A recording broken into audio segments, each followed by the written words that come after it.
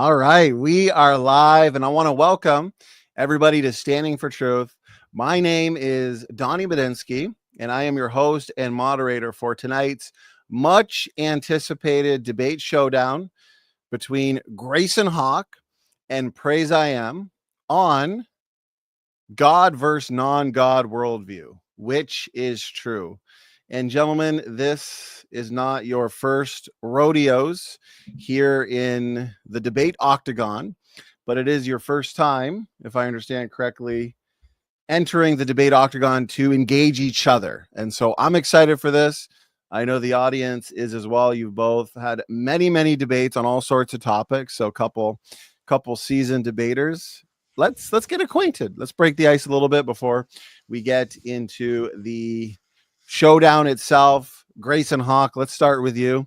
Last time you were here was for the epic endgame, in a way, debate with Kent, and so that was a lot of fun. That was just about a week ago. So tell us, Grayson, how have you been since then, and also tell us a little bit about your channel. Well, yeah, that was probably one of the biggest debates that I've done. It's right now, I think, the most viewed video on my channel. I think the most liked as well. So that was obviously a good debate for me. I gained like 300 subscribers, and I think Kent lost 300 subscribers from that debate. So it was a good words. I'm very happy with that one. I'm hoping Praise doesn't lose too many subscribers after tonight. Just a little bit of fun there. But, Praise and I have been on like open mic streams together before, and we've been wanting to do a debate on this for a long time. So I'm happy that we could finally get this set up. And in the last week, I uploaded a video about the true origins of God on my channel. And I think Praise commented and called it propaganda that he can't wait to debunk tonight. So we're in for a good. I like it, Grayson. You're already bringing the heat. Those are fighting words. And so I can already tell this is going to be good. Grayson, we may have differences in opinions on origins and worldview, but I do appreciate and respect the fact that you never turn down a good debate. And I like that. Anybody who's willing to get in here and do these debates live, I respect, because they're not easy. They also take time in terms of study and prep. So Grayson, appreciate that intro. For those that want to see more from you and your content, they can check the description box for a link to your channel, and you're always willing to discuss the content of your videos. So that's good. Praise IAM, you as well.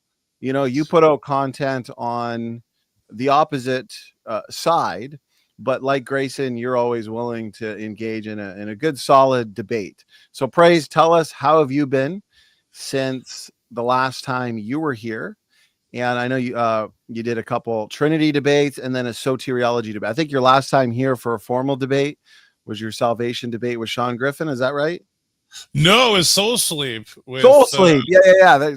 You're so busy that you're doing so many debates. So Praise, how have you been since the Soul Sleep debate, and tell us a little bit about yourself and your YouTube channel. Well, man, I'm excited to be here tonight. It's on the Best Debate channel and ministry on the web. I run a channel focused on apologetics, where we often go live at night to tackle topics like soteriology, philosophy, and apologetic arguments, including challenging issues like slavery. So Grayson looks to be a formidable opponent, and so I'm hoping for an engaging discussion. I truly appreciate Grayson taking his time out tonight for this debate, and we appreciate it, Grayson. Thank you, Praise, for that intro. For those who want to see more from you as well, they can check the description box of this video for a link to your YouTube channel. So, okay, introductions out of the way. Grayson Hawk, Praise IAM, appreciate that. And format-wise, okay, it's going to be, we're going to have a lot of discussion in this debate. It's going to be more so informal. Now, we will be having opening statements going no longer than 15 minutes. So basically, Grayson and Praise can choose however long they want to within a 15-minute period, just to set the foundation, lay out some arguments and points. Then we're going to jump right into a free-flowing dialogue on the topic. So I want it to be comprehensive, thorough. Whatever points are brought up in the openings, I want to make sure we're engaging all of those points, especially for the audience, to leave it up to them to decide which worldview is stronger. And then we're going to engage your questions in the audience. So if you got a question, challenge, objection for our guests, do your best to tag me either at Donny or at Standing For Truth, and then let me know who the question is for, Grayson or Praise. Okay, Grayson, we're going to get into the first opening statement, and we're going to hand it to you. And so whenever you're ready, just let me know, and floor is yours. Go ahead. Cool. Well, yeah, my name is Grayson Hawk. I identify myself as an atheist. I think that's important to put out front because this debate is God versus non-God worldview, determining which one is true. So, I typically, as an atheist, as a naturalist, follow like empiricism, the scientific method. And the scientific method doesn't necessarily prove things as being true. Scientific knowledge is provisional, and it could always change with new data. That's one of the major advantages of science. So I'm going to stick with that tonight. It's not that I'm going to be arguing that the non-God worldview is true. It's more so the fact that I'm just going to be arguing that until I see valid evidence and reasons for the God worldview, then I don't see any valid reason for me to switch positions. So I currently hold a non-God view basically by default.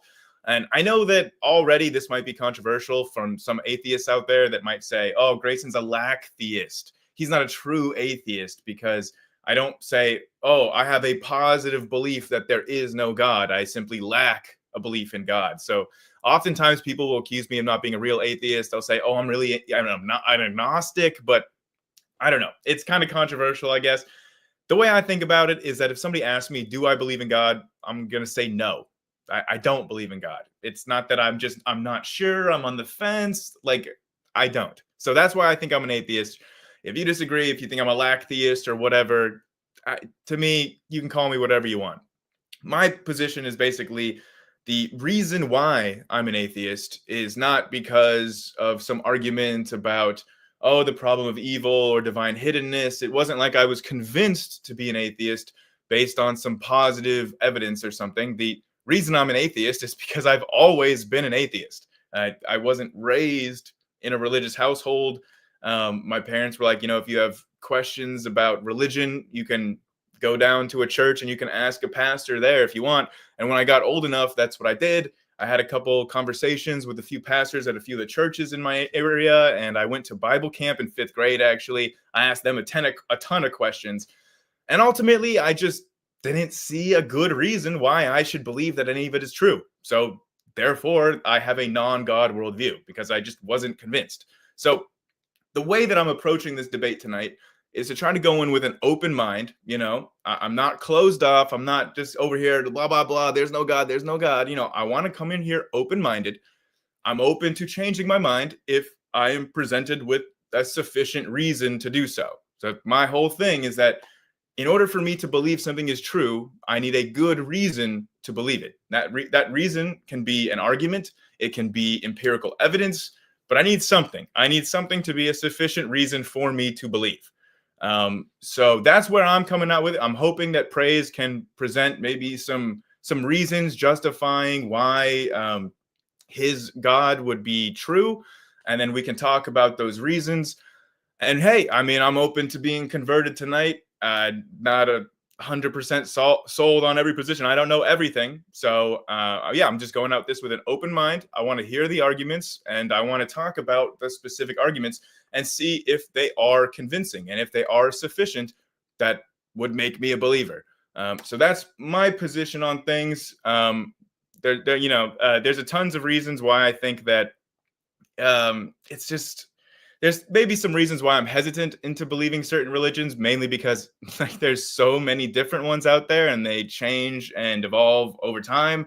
And it just seems like, if somebody stumbled upon a true one, why is it not more obvious? It's just like we are constantly seeing religions splinter and break apart into sects and have, disagreements and schisms, and new religious sects are constantly being created.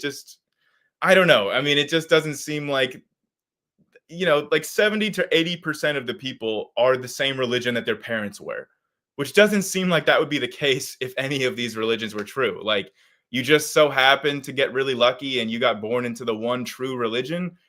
I don't know, man. I'm skeptical, and I'm open to hearing the actual arguments and evidence for God tonight. So that's how I'm going to be approaching this. I will just go ahead and cede the rest of my time to the open discussion, and I will let Praise hopefully provide some of those reasons. Although one last thing is I want to specify what I will and would not accept as evidence, right? So I would accept empirical studies, peer-reviewed studies as evidence. I would accept logical arguments as evidence. And what I would not accept as evidence would be like quotes from individual people. Like, I'm sorry, but I just, if you're going to be arguing by just trying to say, well, so-and-so said this, like, I don't care. Like, even you can say, oh, well, they're a physicist. Okay, well, did they say that in a published peer-reviewed study?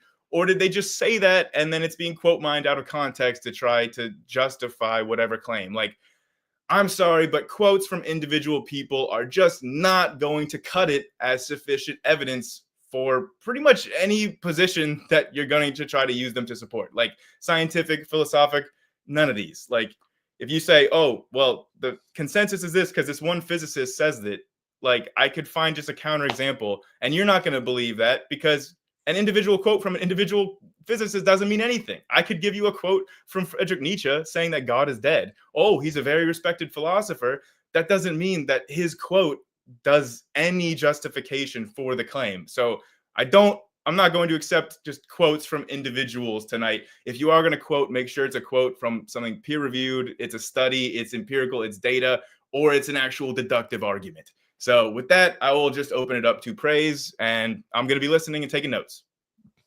All right. Thank you, Grayson, for helping us to set the foundation for tonight's discussion, God versus non-God worldview. We know now where you're coming from, and what we're going to do is hand it to Praise to present what he believes are good lines of evidence for the God worldview. And then we're going to hand it to Grayson to kick us off in a discussion where he can lead the way and challenge some of your arguments, Praise. So this is going to be good. I'm excited. To the audience, more and more people joining us. Do send in your questions on tonight's topic, God versus non-God worldview, which is true. Praise, let's reset the timer. And you have up to 15 minutes. I'll start the timer on your first point. Is the presentation up on the screen? Yes. Oh, good. So here we go.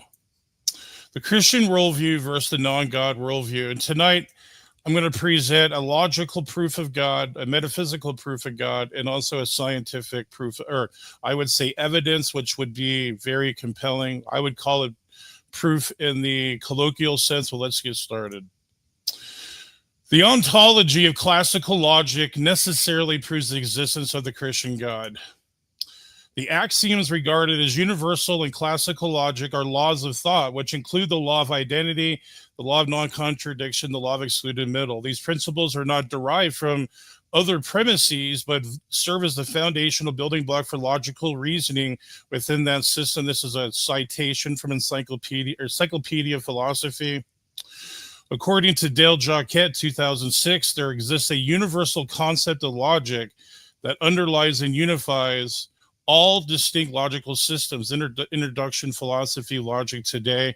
The classical laws of logic possess specific metaphysical characteristics. They are immaterial, meaning they are absent of physical properties. They are immutable. They are unchanged by time. They are omnipresent. They are unbound by nature. An absolute, what does that mean?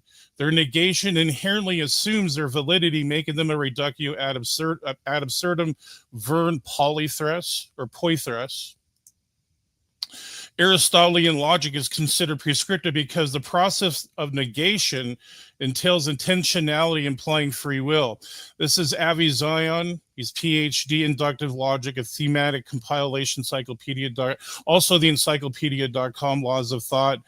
Tim Nichols highlights that the laws of logic are universal, a unitary metaphysical class, yet exhibit diversity within particulars, reflecting a threeness within their unity. So here's the conclusion. Hence, since the laws of logic are omnipresent, absolute, and therefore necessary, immaterial, immutable, prescriptive, and universal, while consisting of three distinct yet interdependent particulars, only the Christian God can account for these attributes. Furthermore, only the Christian worldview provides a framework to harmonize the unity and diversity inherent in one in the many. And this brings me to the problem of the one in many. The core dilemma: how can unity and diversity coexist without one overwhelming or negating the other? Unity represents order, universals, or overarching truths. Diversity represents individuality, particularity, and multiplicity.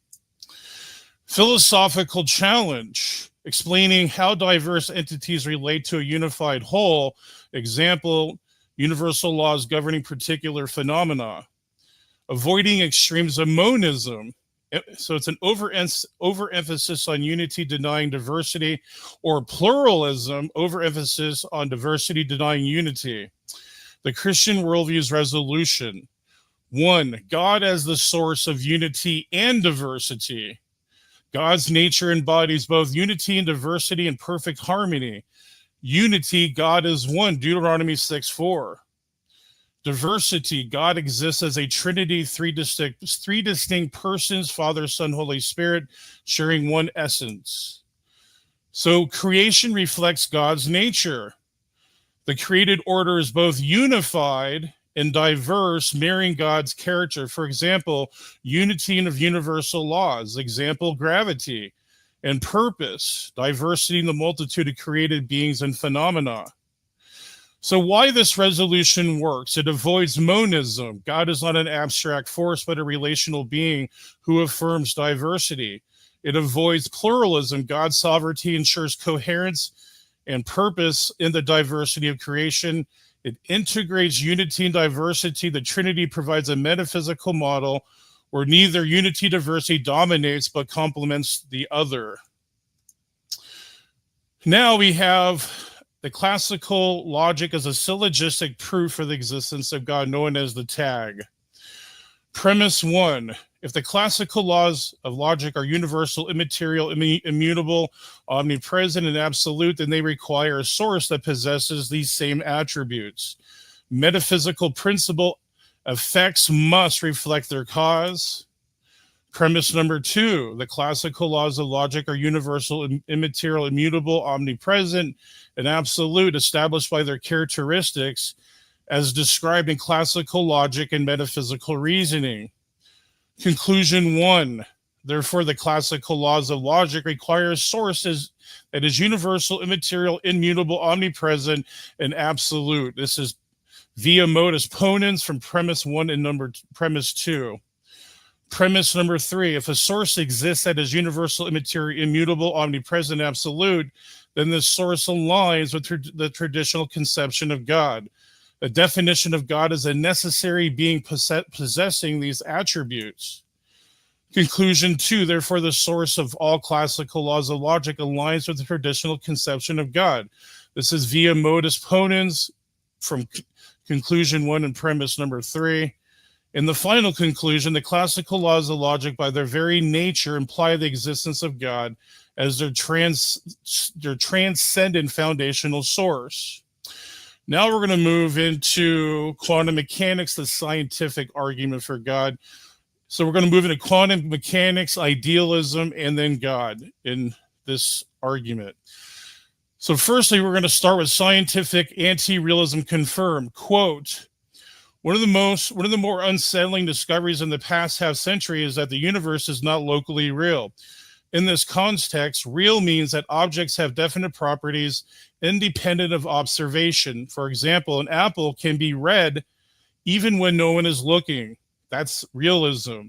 Local means what objects can be influenced only by their surroundings, and that any influence cannot travel faster than light.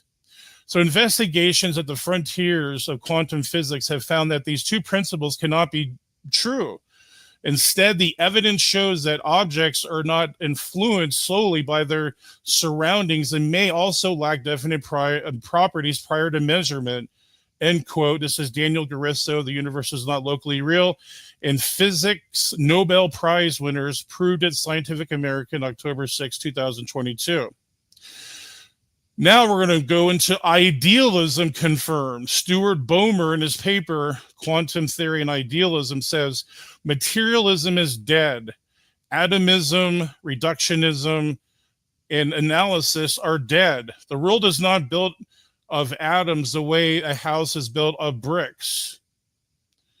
The world is not bottom up or analytic, but top down and synthetic. The macroscopic world is fundamental, and the microscopic world is a derivation of an interference. A derivation or an inference, not the other way around. The hypothesis that consciousness is fundamental suggests that the seemingly substantial and solid material world is an efficient hallucination created by anthropomorphic attributions of bodily sensations and memory to the outer world. And now we're going to move into God confirmed as the non-local observer. Stephen Priest, in his peer-reviewed paper, Quantum Physics and the Existence of God, states, interpretations of quantum physics presuppose the reality of consciousness. But if a minimal realism about the external world is true, then the consciousness presupposed by quantum reality cannot be only that of the scientific observer, cannot be only local, but must be global. Global consciousness is argued to have all and only the essential properties of God. The quantum reality depends on God's consciousness, and the physical world depends on quantum reality. Therefore, the physical world depends on God's consciousness. And we have quantum mechanics requires an immaterial soul. This is Dr. Fred Alan Wolf, interviewed by Robert Kuhn closer to the 2017. Here's what he says. Listen closely. There's something very fundamental I'd like to explain about how quantum mechanics may apply here that is not being considered by any of the classical neurophysiological models. This is what is called the observer effect, or if you will, the ability by which one can move, change, or cause series of events to occur, such as determining the next word after this word and the word after that through intent. Intent in this case would involve the collapsing of the wave function along a given trajectory, which cannot be explained in a mechanistic way. We call this the quantum Zeno effect.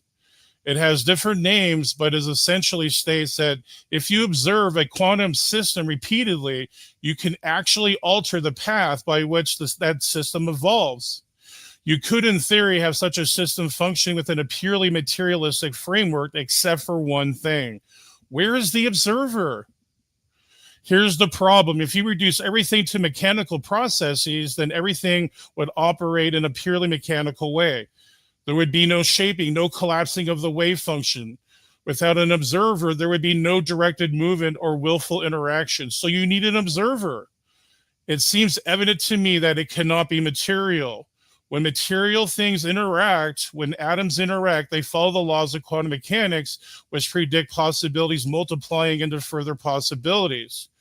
But when an observer interacts with these processes, it narrows the field, eliminating certain possibilities so that others are realized. From this, I conclude that since we need the narrowing process, something cannot be explained by material interactions. The thing driving the process could not itself be matter. If it were, it would simply result in endless multiplication of probabilities, as predicted by the quantum mechanics. However, if there is shaping, narrowing, or focusing occurring, then there must be a non-material focuser present. I call that spirit. Now bring in the final proof, the metaphysical proof of God's supererogation constitutes moral perfection, ergo God exists. Russell A. Jacobs, in his paper Obligation, Supererogation, and Self-Sacrifice, explains that supererogatory actions are by definition morally good or praiseworthy acts that are not obligatory for an individual to perform. These actions go above and beyond duty, involving a level of self-sacrifice or risk, or self-sacrifice that surpasses what could be morally required of a person. David Hyde, in his work Status and Ethical Theory and Supererogation, outlines the defining features of supererogatory acts. An act is supererogatory if and only if, number one, it is neither obligatory or forbidden. Number two, its omission is not wrong. It does not warrant formal, informal sanction or criticism. And number three, it is morally good, both in its intended consequences and intrinsic value, as it exceeds the demands of duty. Number four, it is performed voluntarily for the benefit of another. It is therefore meritorious and praiseworthy. Hyde emphasizes that supererogation entails moral perfection, actions that transcend moral duty itself. Such acts which go beyond the well-defined boundaries of duty are key indicators of moral perfection. While duty is characterized by a minimum required threshold, supererogatory actions follow for an indefinite range of degrees of goodness and lack prescribed limits. Lastly, Dr. J.M. Katz highlights the unique nature of supererogatory morals, describing them as possessing non-natural properties that are sui generis.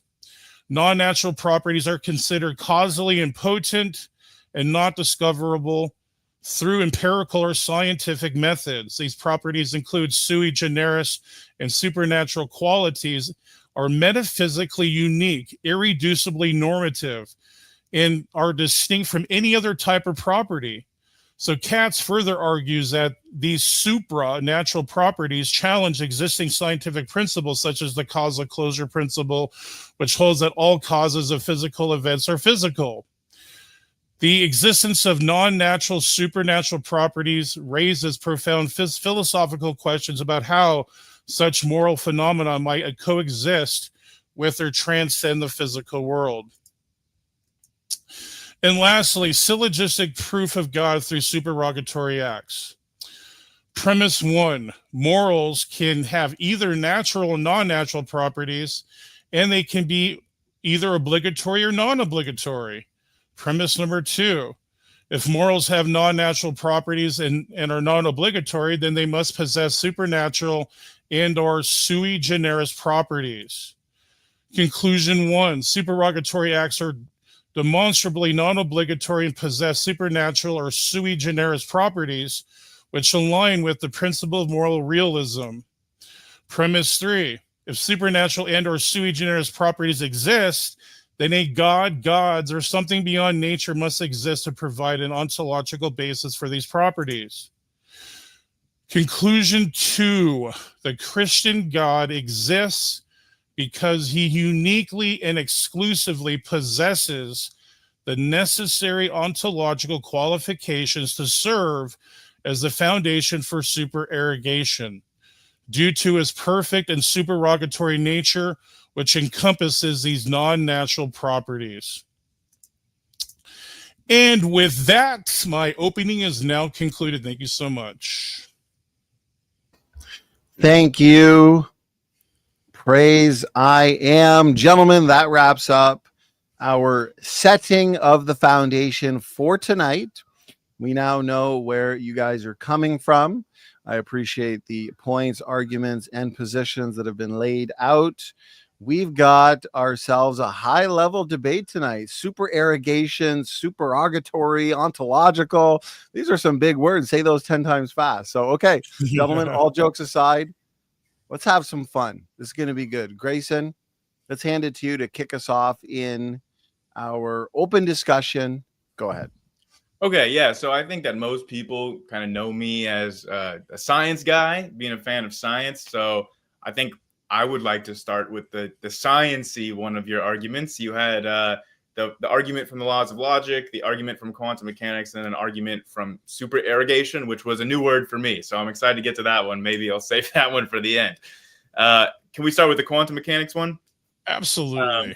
I would like to share my screen here, Donny, and I'm pretty sure I've shown you this study before.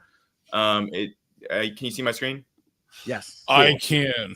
So the experimental test of local observer independence. So this is how I want to address your points about quantum mechanics, and you're saying that a conscious observer is necessary to collapse the wave function, because this is an actual experiment, and they got the data from it. Here's the actual data. And so this is not just like a quote from somebody. This isn't like some philosophical thing. Like, they're actually doing the measurement here. Here's the setup for their experiment. So they're actually testing whether or not there's this old thought experiment from the 60s, Wigner's friend. And so Wigner came up with this idea to prove that consciousness was necessary to collapse the wave function. Wigner used to say the same things that Praise is saying about consciousness and quantum mechanics. But Wigner changed his mind in the 80s. And this is part of the reason why, is that at the time it was just thought experiments, but now they've done it empirically with actually just the actual data. And they showed that you can collapse the wave function with a non-conscious observer. So for this experiment, the observer is just a measuring device. They have their observer defined right here, where they say that clarify the notion of an observer. Formally, an observation is the act of extracting and storing information about an observed system. So an observer is just any physical system that can extract information from another system by means of interaction and store that information in physical memory. So they're saying here, like, their observer is just a measuring device. The formalism of quantum mechanics does not make a distinction between large, even conscious, and small physical systems. So in quantum mechanics, that what Praise is saying just does not come, it's not part of quantum mechanics. There is no necessity of a consciousness to collapse the wave function. Consciousness is not anywhere in the equations of quantum mechanics. It's not necessary for quantum mechanics. That's my first point. Okay, is this a rebuttal or is this like crosstalk? I'm not completely It's sure. dialogue. Oh, okay, So okay. respond, Praise. Very good. So what Grayson is trying to propose is something called decoherence, where the environment itself is the collapser of the wave function. I'm going to give 3 papers that debunks that. So the interaction-free experiment by Mark Kasevich, this shows that measurement detects the elementary particle without an interaction occurring between it and the measuring device. So if you want to check that out, it's called these are papers, by the way. These are not just quotes. Okay. What's it called? The interaction-free experiment. And it's by Mark Kasevich, Kasevich.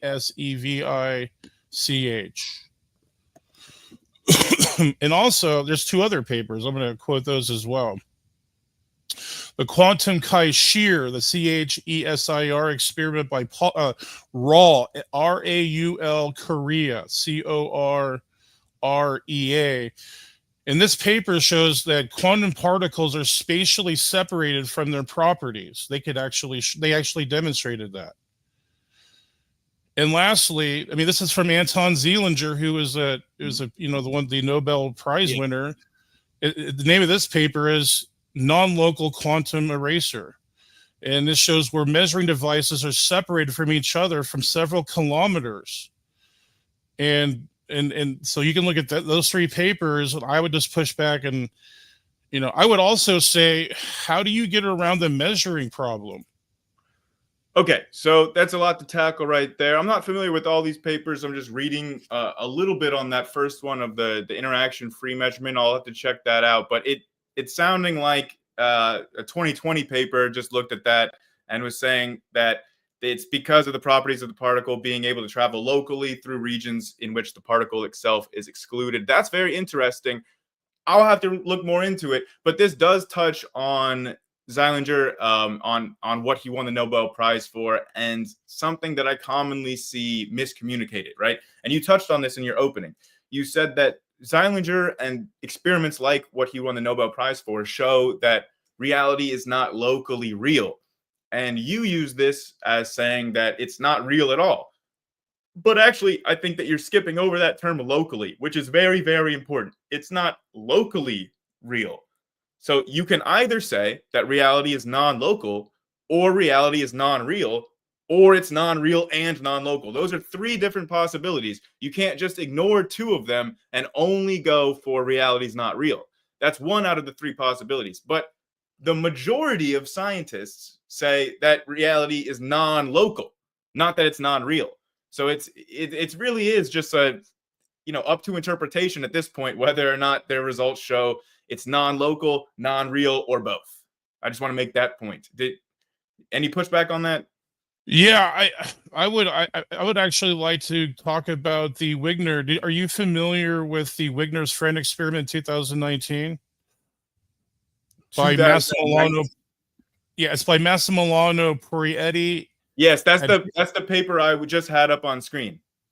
Right. So what they show is that in these 6 entangled photons who create or 2 alternate realities, and they find it's not real. So even in that paper, they show, this is actually evidence of a non-real local reality. Again, no, they showed it's non-locally real. You cannot skip over that word non-local, right? They showed it's non-locally real. So I'll just tell you, right now, the consensus among quantum physicists is that whatever the fundamental level of reality is, it's non-local, which means, I guess we haven't really clarified what this means yet. Local reality would mean that things can only interact when they're right here, touching together in space. A non-local reality means that you can have this sort of spooky action at a distance, this quantum entanglement, and a violation of Bell's inequalities. And so that's what was shown in the experiments. So you can't just say, it's like if I had an experiment that showed you that the sky was not purple, and you're saying, well, see, look, it has to be red.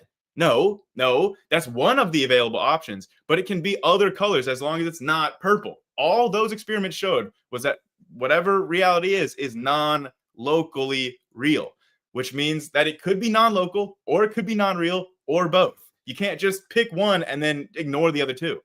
Well, let's focus on what's being said, though. Quantum reality does not depend on anything classical. There is no macroscopic Newton-Einstein world more fundamental than the quantum level. Mm-hmm. So we can agree here that the most fundamental level of reality that we know about scientifically are the fundamental particles. We can agree with that, at least for science. So you might say that there's another layer that's more fundamental with quantum information, but that's not consensus yet. It's nobody knows for sure if that's more fundamental or not. Well, the issue is that when an observer does an experiment, the choice of the observer before the experiment even begins decides the outcome of the experiment. That means the system cannot be, so the consciousness or the observer cannot be physical, or else there'd be nothing to collapse. So the study that you just cited, that 2019 study, shows that is not the case, because that study shows that one of the non-conscious measuring devices collapsed the wave function and acted as Wigner's friend in the Wigner's friend thought experiment, which in the thought experiment has to be a conscious entity. But in the real experiment, they showed that observer does not have to be conscious in order to make a measurement and collapse the wave function. They proved that experimentally. Yeah, there's still okay, but then you run into the von Neumann chain and also the measurement problem. That doesn't resolve the measurement problem. So I agree that the measurement problem remains unresolved. Okay, we can agree that the measurement problem is not resolved. For those of you that might not follow quantum mechanics, the measurement problem is basically like when you do a measurement, why do you get the value that you get? Quantum mechanics can tell you, 30% of the time you'll get this, 70% of the time you'll get this. But when you actually do the measurement, why is it that you only measure one and not the other? That's the measurement problem. Nobody knows. Decoherence, some people thought that could solve it. It doesn't. But it does at least explain a lot about the relationship between micro and macro scales, quantum and classical. And I agree with you that as our current level of knowledge right now, the quantum is the most fundamental level of reality that we know about, but we know that there's more to the story because we don't have quantum gravity. So we know that we don't have the whole story. We don't actually understand the fundamental layer of reality with current science. I have a little quote for you. I just want to see, it's not that long. It's kind of a short quote. I just want to see how you respond to Neil deGrasse Tyson, what he says. This is from Cosmos Possible Worlds National Geographic, but here's what he says. On the smallest possible scale we've ever discovered, the quantum universe, the mere act of observation changes reality. You're not going to believe this, but we can change the pattern on the far wall simply by not watching which slit the photons pass through. I know it sounds crazy, but in every trial ever conducted, the outcome depends on whether or not the experiment was observed. So the reason we didn't get the interference pattern earlier wasn't because we chopped up the light into single photons. It was because we were observing which slit the photons pass through. This is Neil deGrasse Tyson. Like, okay, how would you push back against that?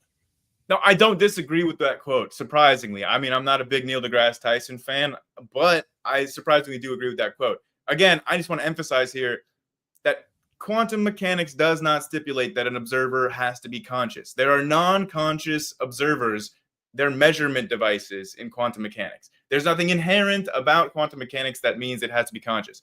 I would like to share with this because I do have an issue with, it seems like every time you want to justify one of your claims, you want to provide a quote from some individual to try to support that. And again, I don't put much stock into the quotes of individuals because scientists be saying some crazy stuff sometimes. I want to see them actually put their money where their mouth is and show me the data that supports them. Or like, I like when you cited the Stanford Encyclopedia of Philosophy. That's a valuable source. Here's what I wanted to share. This was a little bit, marginally, just a little bit better than quoting individuals. This is a survey of quantum physicists that were at a convention on the quantum foundations, right? So this is decent. Wait, where's my screen? Okay, yeah, here it is. So this is what, when they were asked about the observer, this is what the physicists said. So they said the observer is a complex quantum system, and this other person says the majority opinion is it plays a fundamental role in the application of the formalism, but plays no distinguished physical role. And then the other one should play no fundamental role, whatever. And only 6% of people said that the observer plays a distinguished physical role, e.g., wave function collapse by consciousness. This is by far a fringe position among actual quantum physicists. Like, yes, you might be able to provide a quote from that 6% there, but there's still only 6% of the field. You know what I mean? Like, I could provide many more quotes from the other 94%. This is why I don't put stock into quotes from individuals. Well, I mean, was this before 2022? Yes. Well, then I would argue that the newest developments from the Nobel Prize winners changed the whole framework of quantum physics. They were awarded the Nobel Prize in 2022, but the work that they were awarded it for had been done in the 70s and the 60s and the 80s and 90s. So like the work had already been done and published, and they do actually address it in this survey. Oh, crap. I thought I minimized it, but I didn't. Okay, here we go. It was the question on, sorry, I forget what the order of the questions, but there are many questions here. Here we go. So what is the message of the observed violations of Bell's inequality? This is the work that won the Nobel Prize in 2022. So this is exactly what you're bringing up. So the vast majority here, the vast majority say that local realism is untenable. That's what we've agreed to, okay? I agree local realism is untenable. I'm a fan of non-local realism. So they have here, unperformed measurements have no results. Ben, this is 50-50. It's not a consensus either way. You know, some notion of non-locality is up here with 36%. The point I'm trying to illustrate here is that there's not a strong consensus in the field yet. You can't just provide a quote from a physicist and then say, look, there's a consensus. They all agree, because they don't. Are you familiar with the consensus gentium fallacy? Not specifically by name, but I can assume by context clues that it's a fallacy of appealing to the consensus, meaning therefore it must be true. Correct. Yeah, it denotes that. It's like an appeal to an authority. I know you can appeal. I've said this is where T-Jump, he goes off on it, but he misunderstands the appeal to authority fallacy. You can appeal to authorities for particular things. Yes. But you need a collective. There has to be something tangible there before you just say it's true. I think worded a little bit different is that you can appeal to authorities, and as long as both of the individuals in the debate agree that they are the authority. Like in that, if both people can agree that that's an authority, then you can appeal to the authority. But if there's a disagreement about who the authority even is, then it doesn't really work. But this, I'm not trying to argue right now that reality is non-local because the majority consensus of quantum physicists say so. I'm just saying that there is no consensus in the physics right now, in the physics community. There's no consensus about the true fundamental nature of reality. Quantum foundations, like if you ever take a course in quantum foundations, there's not a whole lot of consensus in that field. There's a lot of ideas, a lot of arguments, a lot of philosophy and high-level theoretical physics, but not a lot of like, oh, it's definitively this is the answer and we all agree about it. There's not a lot of that. Well, I don't think science will ever get to that because most of it is induction, and like induction doesn't even allow for things to be certain. I don't even think you could argue for certainty in science.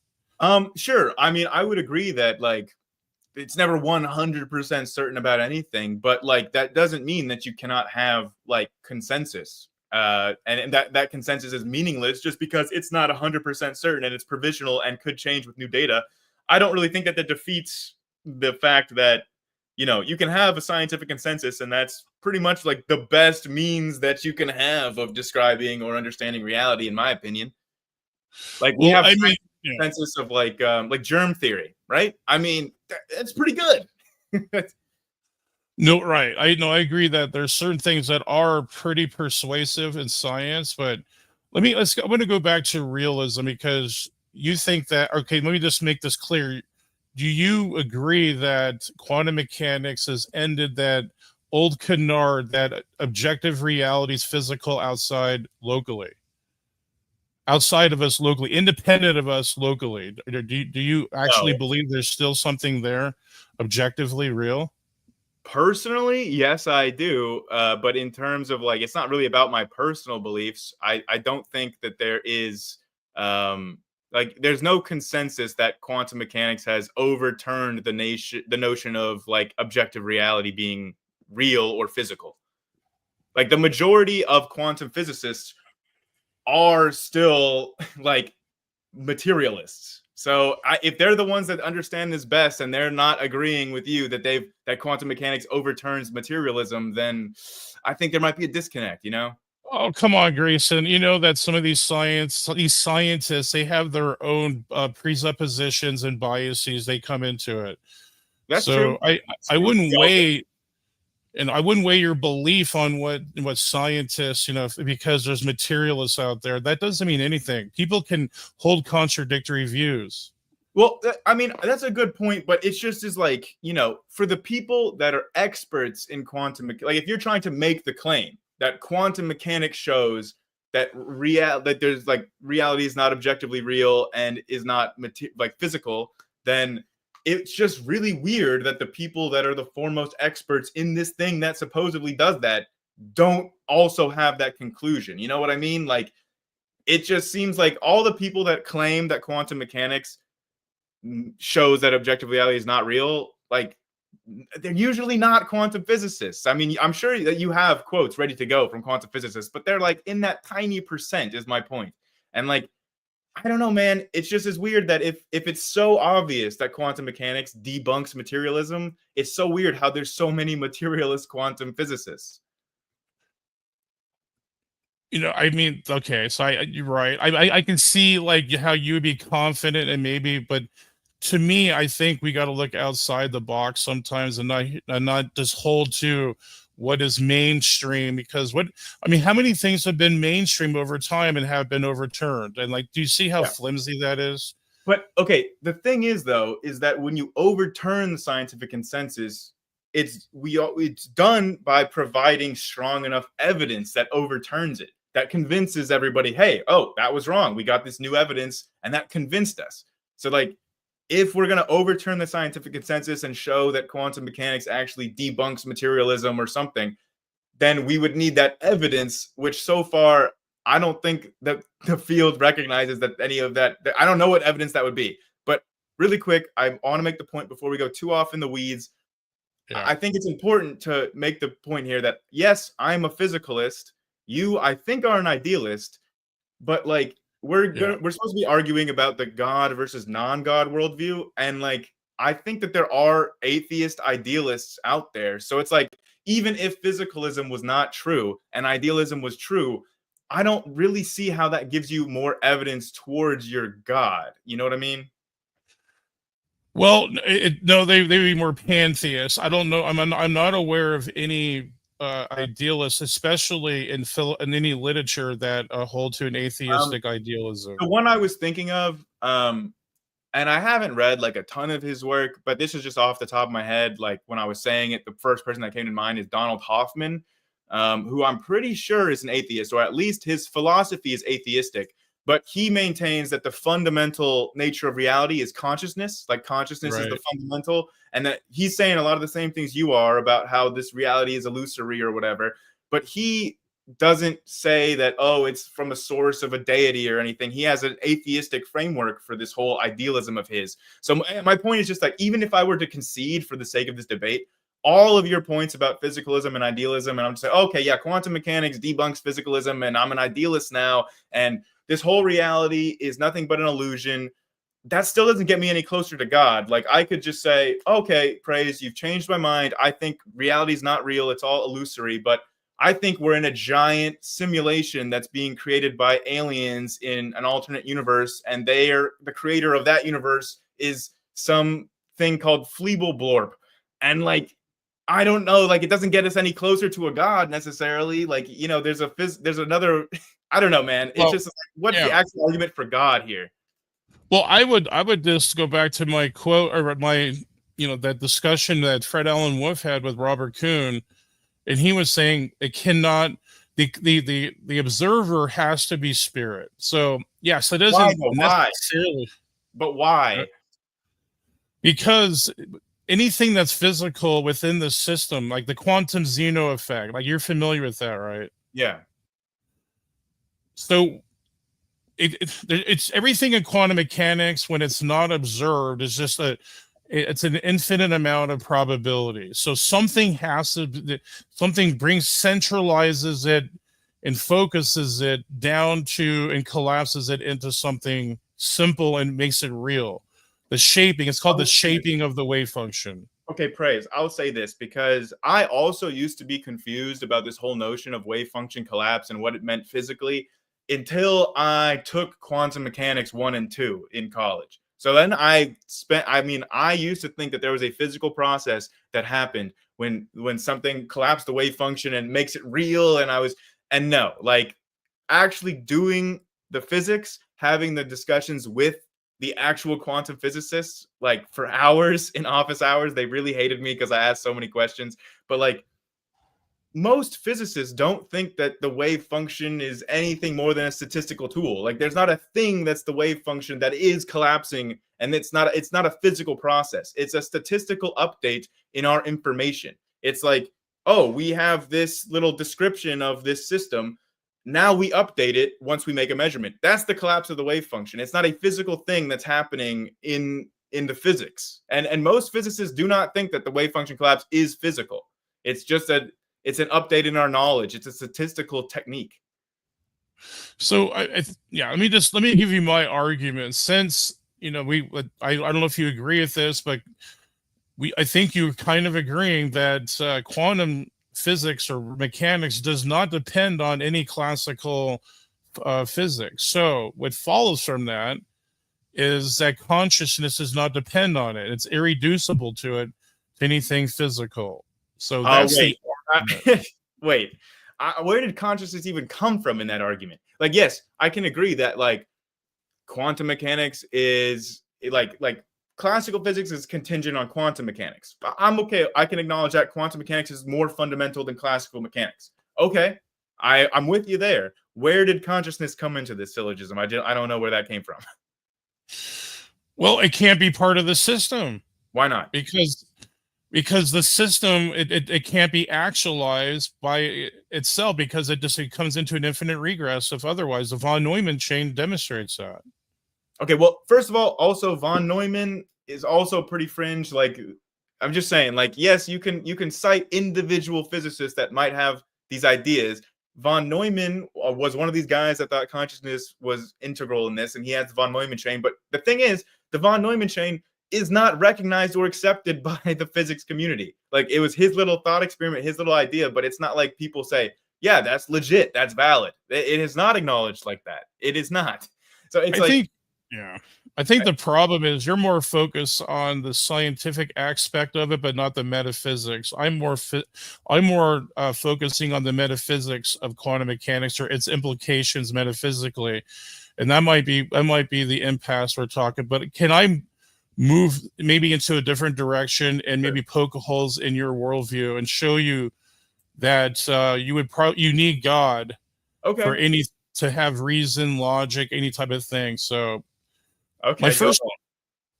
My first question: are you a nominalist or empiricist? You know, I kind of sometimes it kind of depends on how I wake up in the morning. We'll just go with empiricist. Nice. So the question is, how do you avoid affirming the consequent? And let me give you an example so you can respond to it. For example, universal propositions are those that attribute a common characteristic to all items, such as all men are mortal. Mm-hmm. So induction, so you would operate through induction. However, commits the logical fallacy known as affirming the consequent. The structure of the fallacy is as follows: if P, then Q, and then number 2 would be Q is true, and then number 3, therefore P must be true. So you're affirming the consequent. If you're an empiricist, if you want to affirm things like all men are mortal, so how would you respond to that?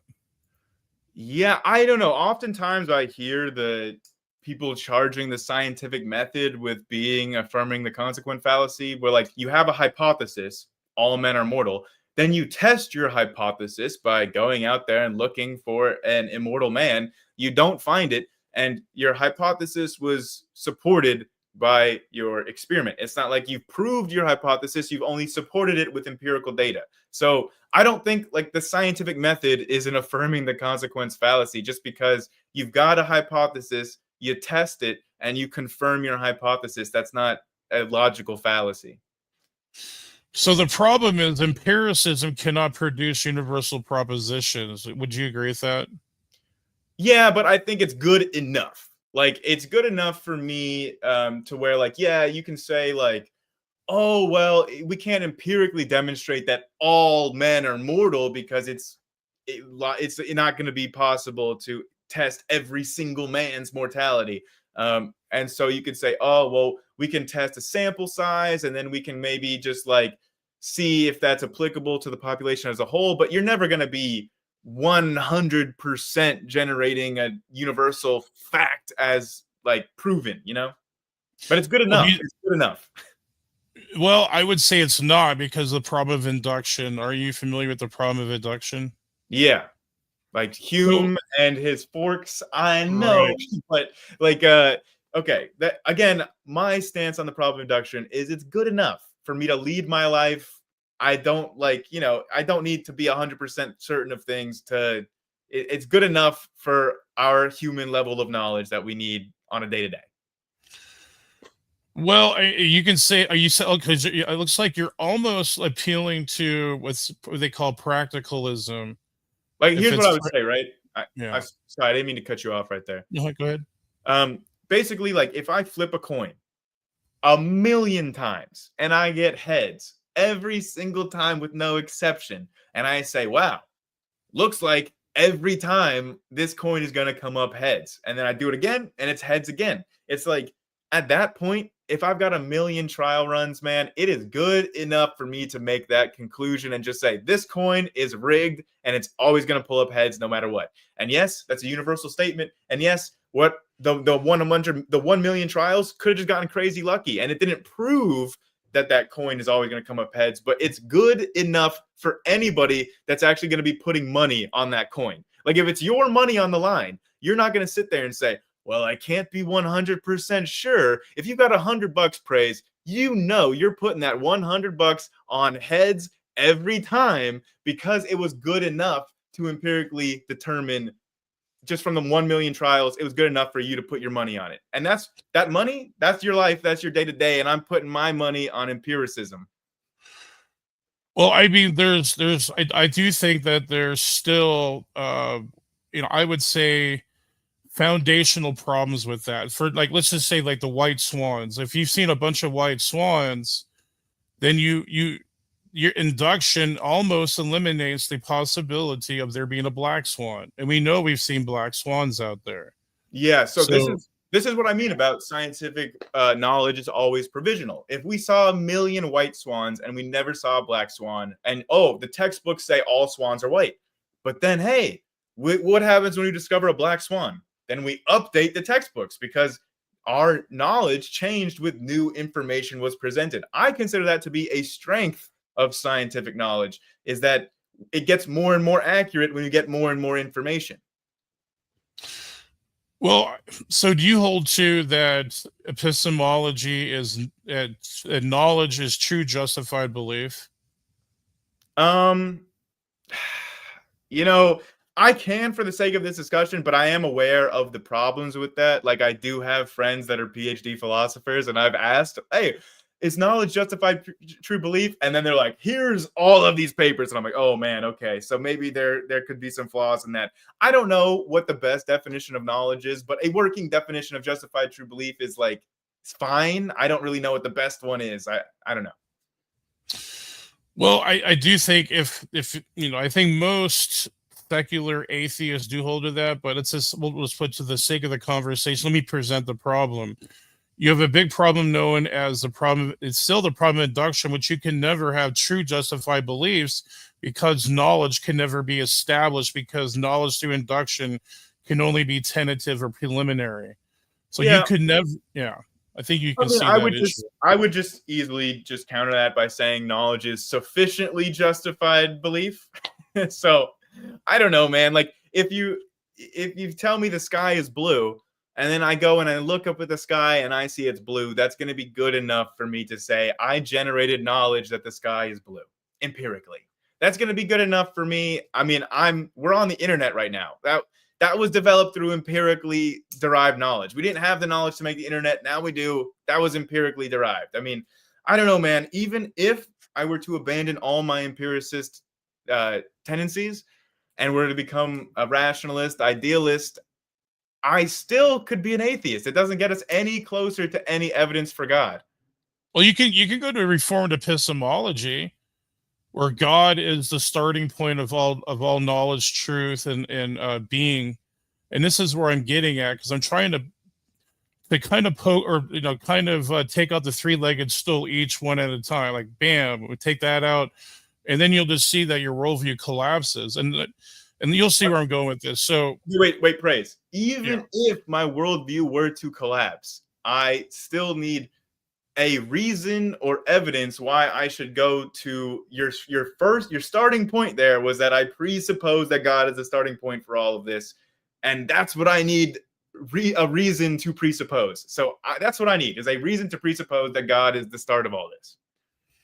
Well, I mean, everyone has presuppositions, though, Grayson. Like, so it's just that we all come into with a assumption before we come into a discussion. Like, you have materialist assumptions. I mean, come on, man. Like, that should be a given. And I don't for know, me, man. I have. Wait. Yeah. Okay, so I do have certain assumptions, but I'm not sure if they are like inherently materialist or not, because my assumptions would basically just be the stuff that would be like countering solipsism, right? Like, I assume that I am not the only mind in the world. That's a presupposition that I have to have so that I'm not a solipsist. I acknowledge that, but I don't think that's inherently materialistic at all. And what about, like, let's say, here's what I'm getting at too, is what philosophers call the preconditions of intelligibility.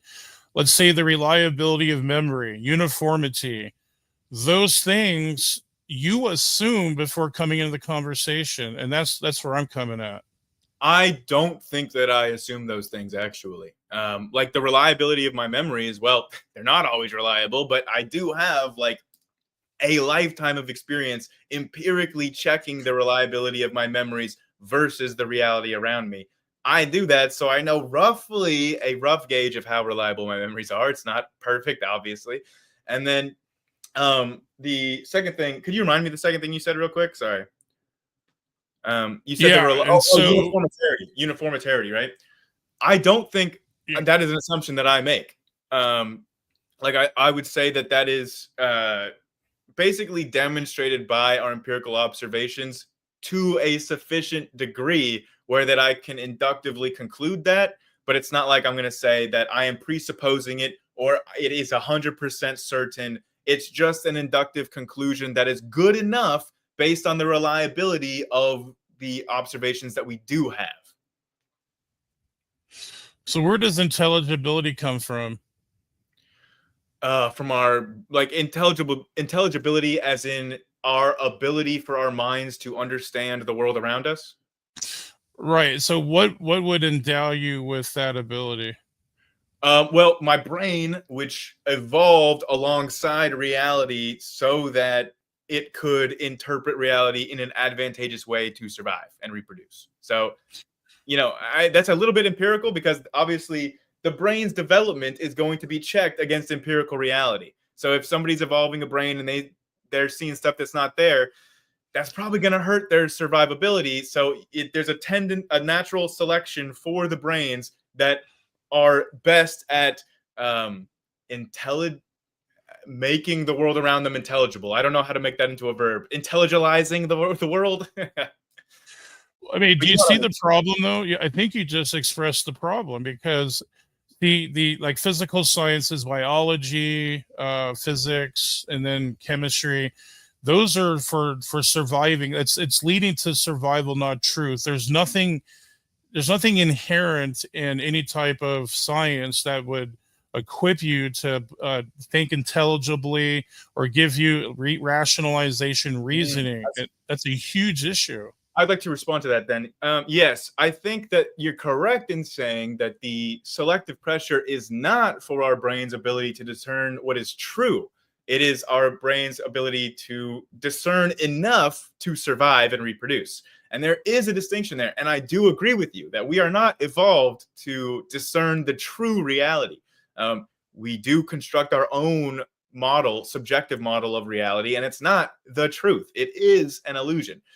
But it has to be close enough to the truth that we can survive. So if your brain is telling you stuff that is so far from the truth, that's going to hurt your survival. In order for you to survive, if there's a predator behind you, you need to be able to discern that intelligibly and react accordingly, or you're not going to survive. So yes, the selection pressures are indirect, but is entailed in survivability is that your brain is capable of interpreting reality around it in an intelligible way so that you can survive.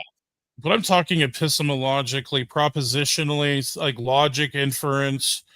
There's nothing in nature that would instill that or endow that with you. So I'm saying I disagree, though. I disagree. What I'm saying is that the pressures to survive are going to endow your brain with that, like over the course of generations of evolution, because your brain's ability to think rationally is going to help you survive. No, I'd say like the law of excluded middle, for example, or law of non-contradiction. These are like laws that govern rational thought. They're independent of nature. Nature doesn't change. Like nature changes all the time. Your brain chemistry in your physical body and everything else changes over time. These do not change. They're immutable. So I'm just talking. We do disagree on this one, Praise. But again, this is just getting to the basis of our disagreement on me being a physicalist and you being an idealist. I would say that like the law of non-contradiction and things are because of the empirical reality that we live in. If we lived in a different reality, the laws of logic could be different. I'm saying the laws of logic are what they are because of the reality that we live in, not the other way around. And you say the other way around because you're an idealist. But again, I don't think that like physicalism versus idealism is the same thing as a debate between God and not God. Well, so I'm talking about. So, are you saying the laws of logic are merely descriptive or perceptual? Like, they're laws of logic are conceptual by definition. They are different categories. I think you're confusing perception with conceptual. So conceptual and perceptual are different. I would say like the axioms of logic are more descriptive of reality. I don't know if like what the state of the field of metaphysics is on that. I would need to read up more on that in order to like properly convey the consensus in metaphysics. But that's my intuition on it is that it's obviously descriptive of reality. Like the law of non-contradiction obviously does describe the reality around us, right? Well, it describes it whether you looked at it or not. It's irrelevant if people look at it. So people looking at it didn't instantiate these laws. They would still be descriptive rather if humans or anything else existed, but they are prescriptive as well. I would maintain that there would be no laws of logic if there were no observers or whatever, no conscious observers, because the laws of logic are descriptions that we created in our brains. So there's no brains, there's no laws of logic. Yes, there's still an objective universe out there. Like, if a tree falls in the forest, yes, I think that it makes vibrations in the air, but it doesn't make a sound until there's somebody to hear it. It's not a sound until somebody can hear it as a sound. It's just movements of air molecules. So, like, I do think that there is something very important about conscious perception in terms of logic, in terms of sound, and that kind of thing. Well, that's not even categorically true in philosophy. These are a priori axioms. Things that are a priori are not dependent on human empirical investigation or anything that it involves the senses. So that's just definitionally untrue.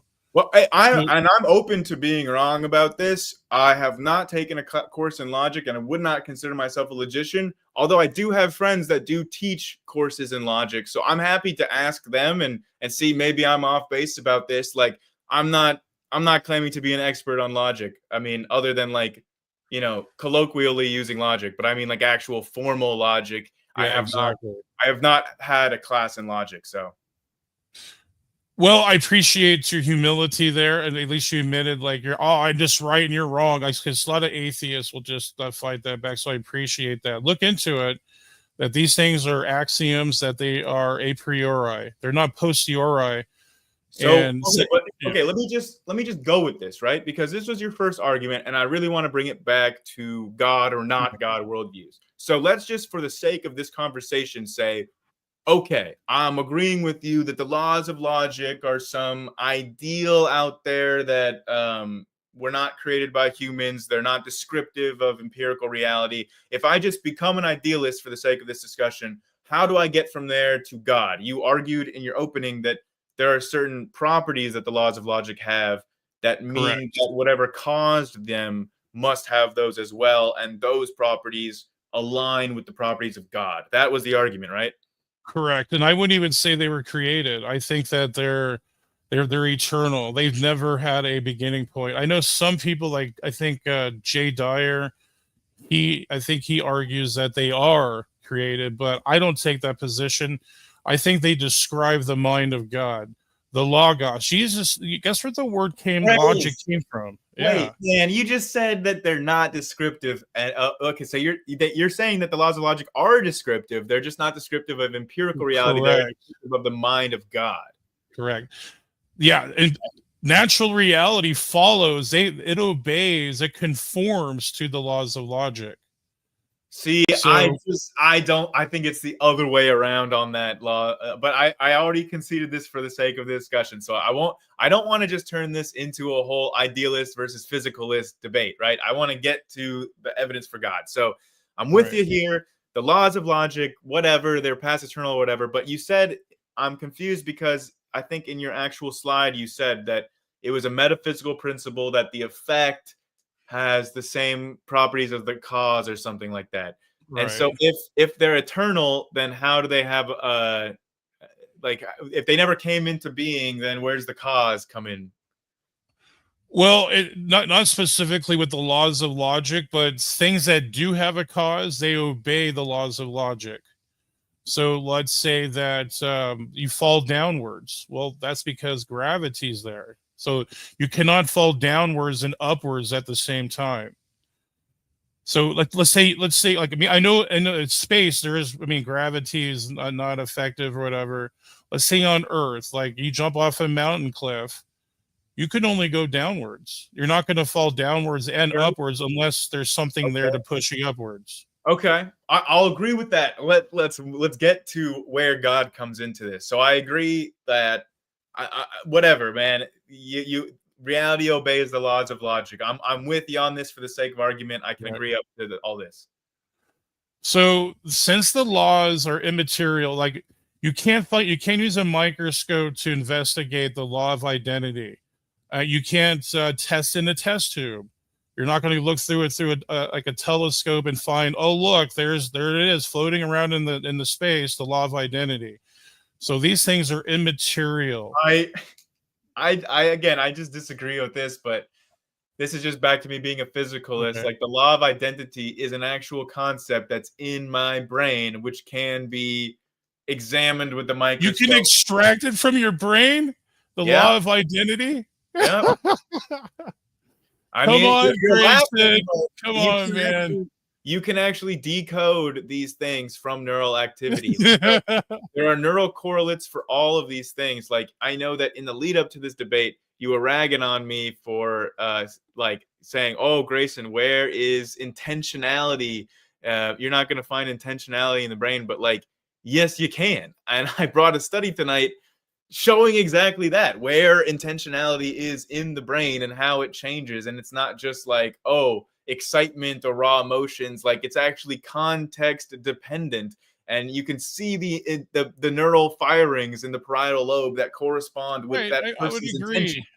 Yeah, again, like Libet's experiment showed that involuntary actions in your body, like they can find those involuntary ones, but the voluntary ones that are not mappable in the brain. They are. No, right, Peter. No. Look, let me try to find this study. No, it's okay. I'm just trying to figure out where the study is so I can share the screen. Sorry.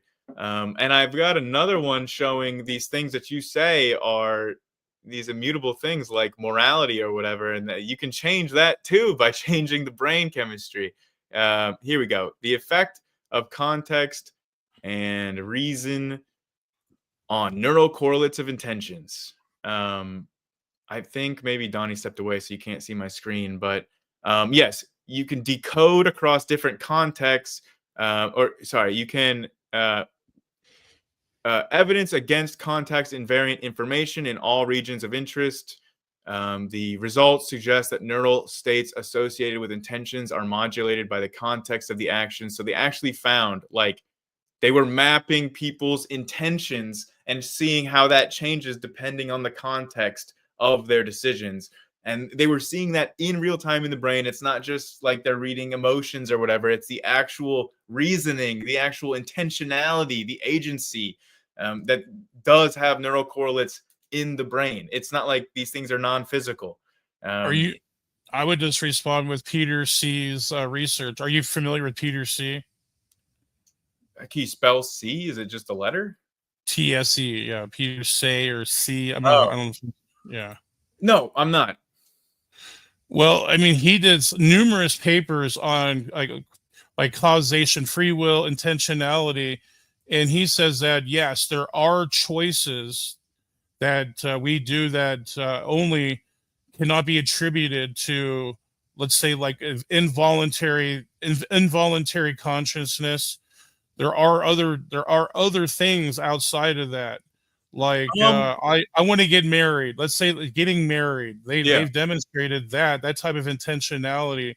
Yeah, but here's the thing, Praise, is that still physically, that still has a physical neural correlate in the brain. Even those high level executive functioning type intentions, you've still got neural correlates for them here. And for the example that I'd like to provide, there was a study that changed people's moral compasses by exposing them to a strong enough magnetic field. They had them take a little moral survey beforehand and make moral judgments and moral decisions, high level processing, like free will type of processing, and they were able to change their results if they just turned on a magnetic field. The decisions that they said were immoral before became much more morally gray and ambiguous. And they were saying that when they turned on the magnetic field, oh, well, suddenly somebody who tried to hurt somebody else, it's not morally wrong if they were not successful. And so it actually changes the morality, which you would say is non-physical, but like they're in a classic scientific experiment to determine causation. You manipulate the independent variable and see how the dependent variable is affected. They manipulated the independent variable, the neurons in the brain, and they changed the dependent variable, which was the person's morality, which you're saying is non-physical and not in the brain. I mean, the experiment seems to suggest that it is. Well, no, I think that people's thoughts can be manipulated, yes, and it could, like, it's sort of like, if you break a finger off or one of those keys in the piano, like it still works, but it'll never work to the same degree that it did before through certain things that can blind morality or something like that. But the morality I'm talking about even goes beyond that. Like, let's say super erogation. That's something that the brain is irrelevant to, like, supererogatory action. So why would that be the case? I need an argument to justify that claim, because, and this is awesome to get into the supererogative stuff, because that was a new word for me, which I'm excited about. I'll have to look that up. But you defined it as morally good acts that are not necessary or obligatory. So I want to ask you about, I would consider there to be examples of supererogatory morally good actions in the animal kingdom, like a dog that sacrifices its life for its human master or something, or a dog that does we're all familiar with the stories of dogs doing these feats of heroism to save a small drowning child or something like that. Is that not a supererogative, morally good action, but it's an animal doing it that you don't even believe has free will or a soul?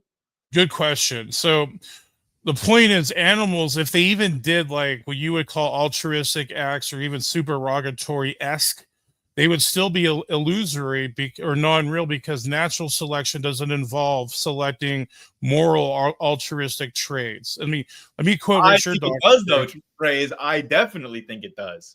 And I can cite, I don't have the study tonight to cite, but Robert Sapolsky has cited it. That's where I became aware of this mole rat study, where basically it was really fascinating. They determined how many mole rats another mole rat would sacrifice its own life for. I don't know how they do the experimental setup for that. I don't think I want to know.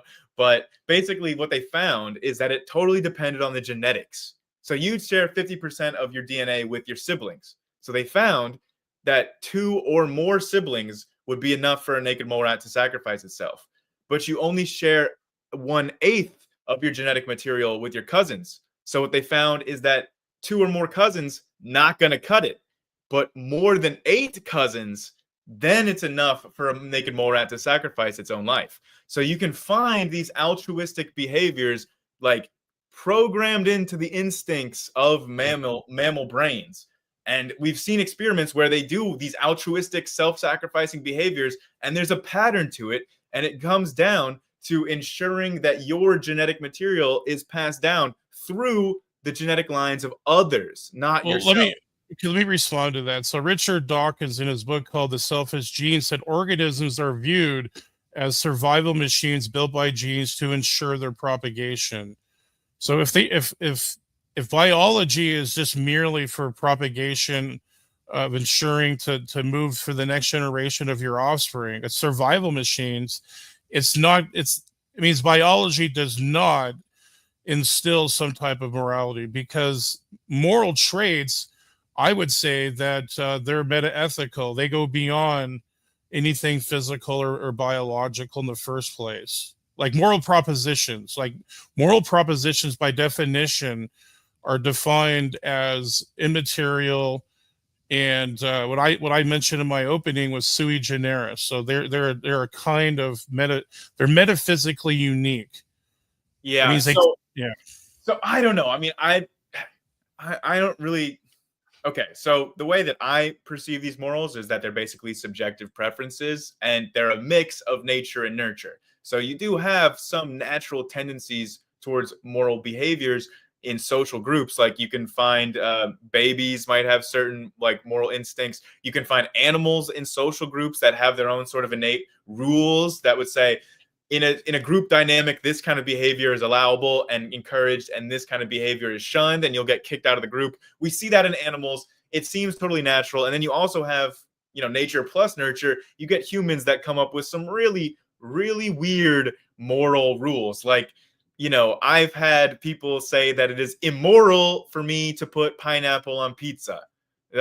And they'll say, oh, yeah, and they get all upset about it. It's like there are so many arbitrary rules that different cultures on Earth have for their morals that, like, it seems obvious to me that it's a mix of nature and nurture and not some objective, immaterial thing that is imposed upon us because everybody's got their own different idea about it. So, so there's a difference between moral agents and moral subjects. I think you're confusing those. Interpreting actions such as supererogatory actions implies that animals understand the value of their actions and choose to go beyond duty. And they just don't even have that capability. So they're moral subjects, not moral agents. Humans are moral agents. There's a difference. There's a huge ontological distinction. And given the current understanding of animal cognition, they don't possess complex moral deliberation. That's ridiculous.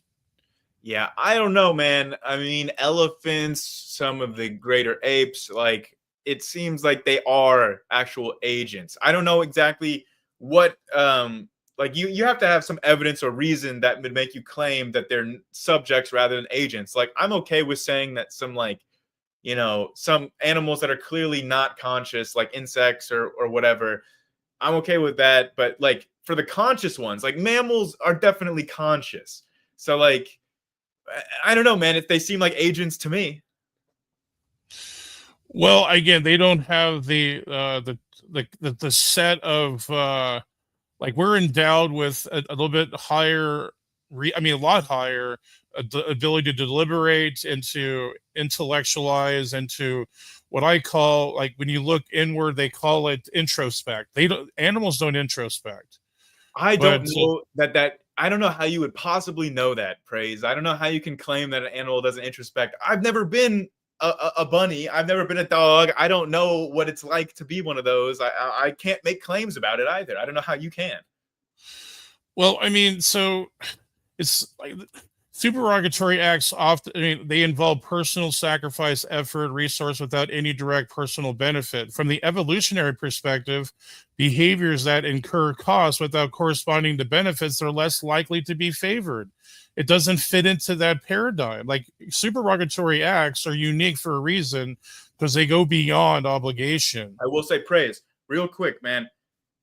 In terms of evolution, you don't think about individuals, you think about populations of populations of species and genes or whatever. And altruism can be beneficial on the population level and on the gene population level. So, like, I think it's just not really the correct way to think about what is selected for in evolution. It's selecting on populations. So, like, an altruistic population is going to be more successful than a non-altruistic population where everybody is just out for themselves, because, like, the people come together, they share resources, and together they become stronger than a bunch of, what's the phrase? Like, trying to herd cats or whatever, too many cooks in the kitchen, that kind of thing.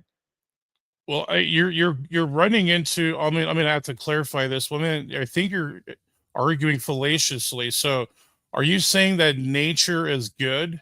Are you saying that nature can achieve good? No, I would say that good and evil are like subjective preferences. So I have my own preferences of good and evil. You've got yours. And yeah, I mean, like, I can only approach things from my framework, or I can try to understand things from yours. But you just proved my point. See, there's things that go beyond nature real good. Like the good, like, let's say the concept of goodness.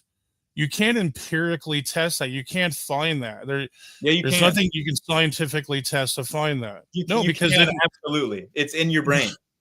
It's in your brain. Yes. So show me what does good taste like? What does it look like then, Grayson? Give us the physical properties First of of all, it does not follow that just because something is physical, that therefore it tastes like and looks like something. Okay, like you don't taste, What's the texture? Tell me what's the texture? It's whatever your neural matter. I've never eaten brain before. I don't know, Praise, what the texture is or the taste. But the point is that our thoughts are produced by neural activity in our brain, and it's the certain patterns, like which are a certain pattern in physical space that correlate with certain thoughts. And these are events that are happening. Our thoughts are processes, they're actions that are occurring in our brain with the motion of molecules. So yes, all of these thoughts that you're bringing up, all these concepts do physically exist in processes that are happening in our brains. You're running into a huge problem here, Grace. Let me tell you. So you're an moral anti-realist. I'm a moral realist. So if you're arguing that things are inherently good in nature, that's a naturalistic fallacy. You're saying because it's natural, therefore it's good. I didn't say that things are inherently good in nature. I even said the opposite of that. I said it's the good and evil are my own subjective preferences. And yes, that just because I have subjective preference about something, that doesn't mean that it's like. You just said it's in the brain. You said that good is in the brain. You just argue that. You just contradicted yourself. Yeah, I don't think that that's a contradiction. Could you explain to me? Could you explain to me why you think it's a contradiction? Because goodness either has non-natural properties or natural properties. You said they have natural properties, but then that's tantamount to saying that it's natural, therefore it's good. It's the same thing as what you're saying. No, it's not, because like evil is the same, also has naturalistic properties the same as good does. So it doesn't follow that just because something is natural, therefore it's good. Because in this conception, if you want to extend natural to just be like the opposite of supernatural, and so by natural you just mean like physical or material, then everything would be that. And so good, evil, all my preferences. I have preferences about like, my favorite condiments. And so like that's also going to be in my brain. That would also be natural according to your definition. I think I just misunderstood what you meant by natural. I thought like nature versus nurture kind of a thing. So where like but if you're just saying natural versus supernatural, then yes, it's all natural. You still run the problem though, but if you're a moral if you're a moral naturalist, then they're illusory by definition.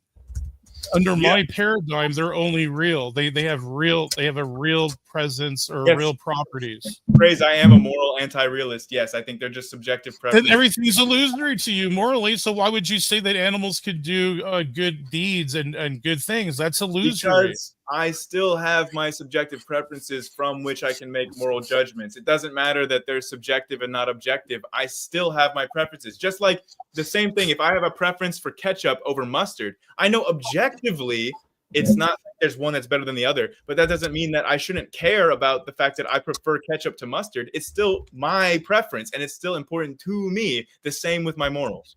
Have you ever heard of cultural relativism? Yes.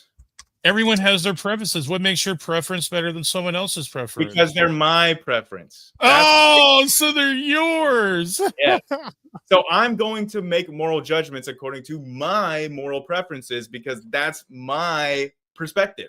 Well, Hitler had his preferences too. Yeah, exactly. And there are some people out there that think mustard is better than ketchup, but I disagree with them.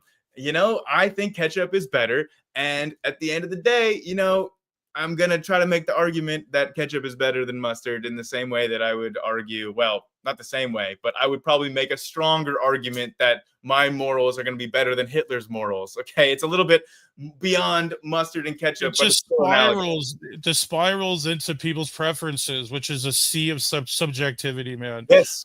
Come to the God side. Come to Christianity, man. Congratulations. Morals are subjective. No. You might not like that, but it is true. So you just got to kind of accept the truth. Is it objectively subjective? Objectively subjective? No, I don't know. You just refuted your own point. If morals were subjective in an objective sense, then you should say it. Morals are subjective objectively. You have an onus of proof on you to show that subjective morals are objectively subjective.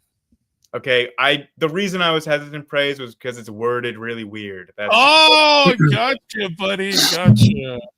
Gentlemen, that was a fast pace over an hour. That was over an hour worth of banter, sparring, shot for shot. Very good, enlightening discussion, stimulating discussion. That's what we'll say.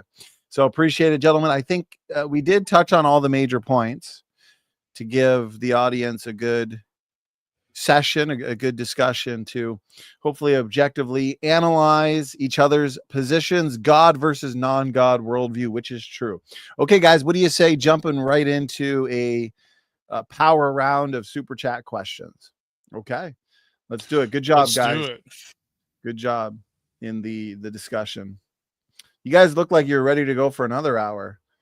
So you never know. Maybe a round two in the future. Oh yeah, I was almost convinced. Almost. So close. Come on, Grayson. So close to getting a live conversion. We could have retitled the event and broke the internet. Grayson Hawk converts live, or Praise IAM converts live. You never know. Okay, here we go. Dustin Buck has a question for you, Grayson. For Grayson, is measurement not a physical thing to a collapsing of the wave function? Yeah, so the collapse of the wave function, not a physical process. Measurement is a physical process. The way that my quantum mechanics professor explained measurement to me, because for those of you that know, there's still a lot of confusion about what even measurement is ontologically in quantum mechanics. People still don't know. There is no consensus about what a measurement actually is and constitutes. But the way that it was described to me was that a measurement is an interaction between a large scale system and a small scale system. So a classical, like a large system interacting with a quantum system. That's just not a perfect definition, but operationally, that's what my professor said. So that a measurement is physical, the wave function collapse is not. Thank you, Grayson. Praise, anything you wanted to add to that one? I would just reiterate Fred Alan Wolf. So when the observer focuses in on the system itself, then it becomes realized. And that to me means the observer cannot be part of the system itself. They're beyond that. And that's why Fred Alan Wolf says it's spirit. So, me and Grayson disagree. That's fine. We have our different perspectives. But hopefully he looks into some of the other perspectives, not just because it's popular in some group of scientists or mainstream. Come on, man. Grayson, you want the last word? Yeah, so I look at like non-mainstream opinions all the time. The thing is that they need to come with the evidence to back them. So like there are some points that like the interaction-free measurement, that's super interesting to me. I'm definitely going to be reading some of those studies. So there were some things that I am going to do further research on and learn more about. So I have an open mind. Like people say I'm closed-minded or whatever, but I really don't think I am. Like I do try to weigh the other options and say, well, what's the evidence that they're bringing to support their side? And that's what I will critically analyze. I predict an early 2025 round 2, gentlemen. Eastgate Adoptionist, $10 super chat. Appreciate the support for tonight's Great God debate. Question for Grayson Hawk. Wave collapse to physical matter requires quantum information. Where did that information come from? Can you decohere a particle and then cause it to tunnel? Can a physical particle tunnel? Okay, so there are a lot of questions here. Where did the quantum information come from? Well, like quantum information is generated every time two particles interact. Like they have information coming in, they interact, different information coming out. So every kind of interaction is constantly generating new information all around you, but that new information is based on previous information, and so it's contingent. So you can keep tracing this back and say, where did this all originate? Where's the original quantum information coming from? Nobody knows, okay? I don't have all the answers to everything. I will say that metaphysically, these kinds of questions have three different answers: foundationalism, infinitism, and coherentism. Foundationalism is what I think Praise and most theists would say, is that eventually these contingent causes have to bottom out at some bedrock somewhere at some foundational level. But that's only one possibility. There's infinitism, where there's an infinite regress, and there's coherentism, where there's sort of mutually like cohered together.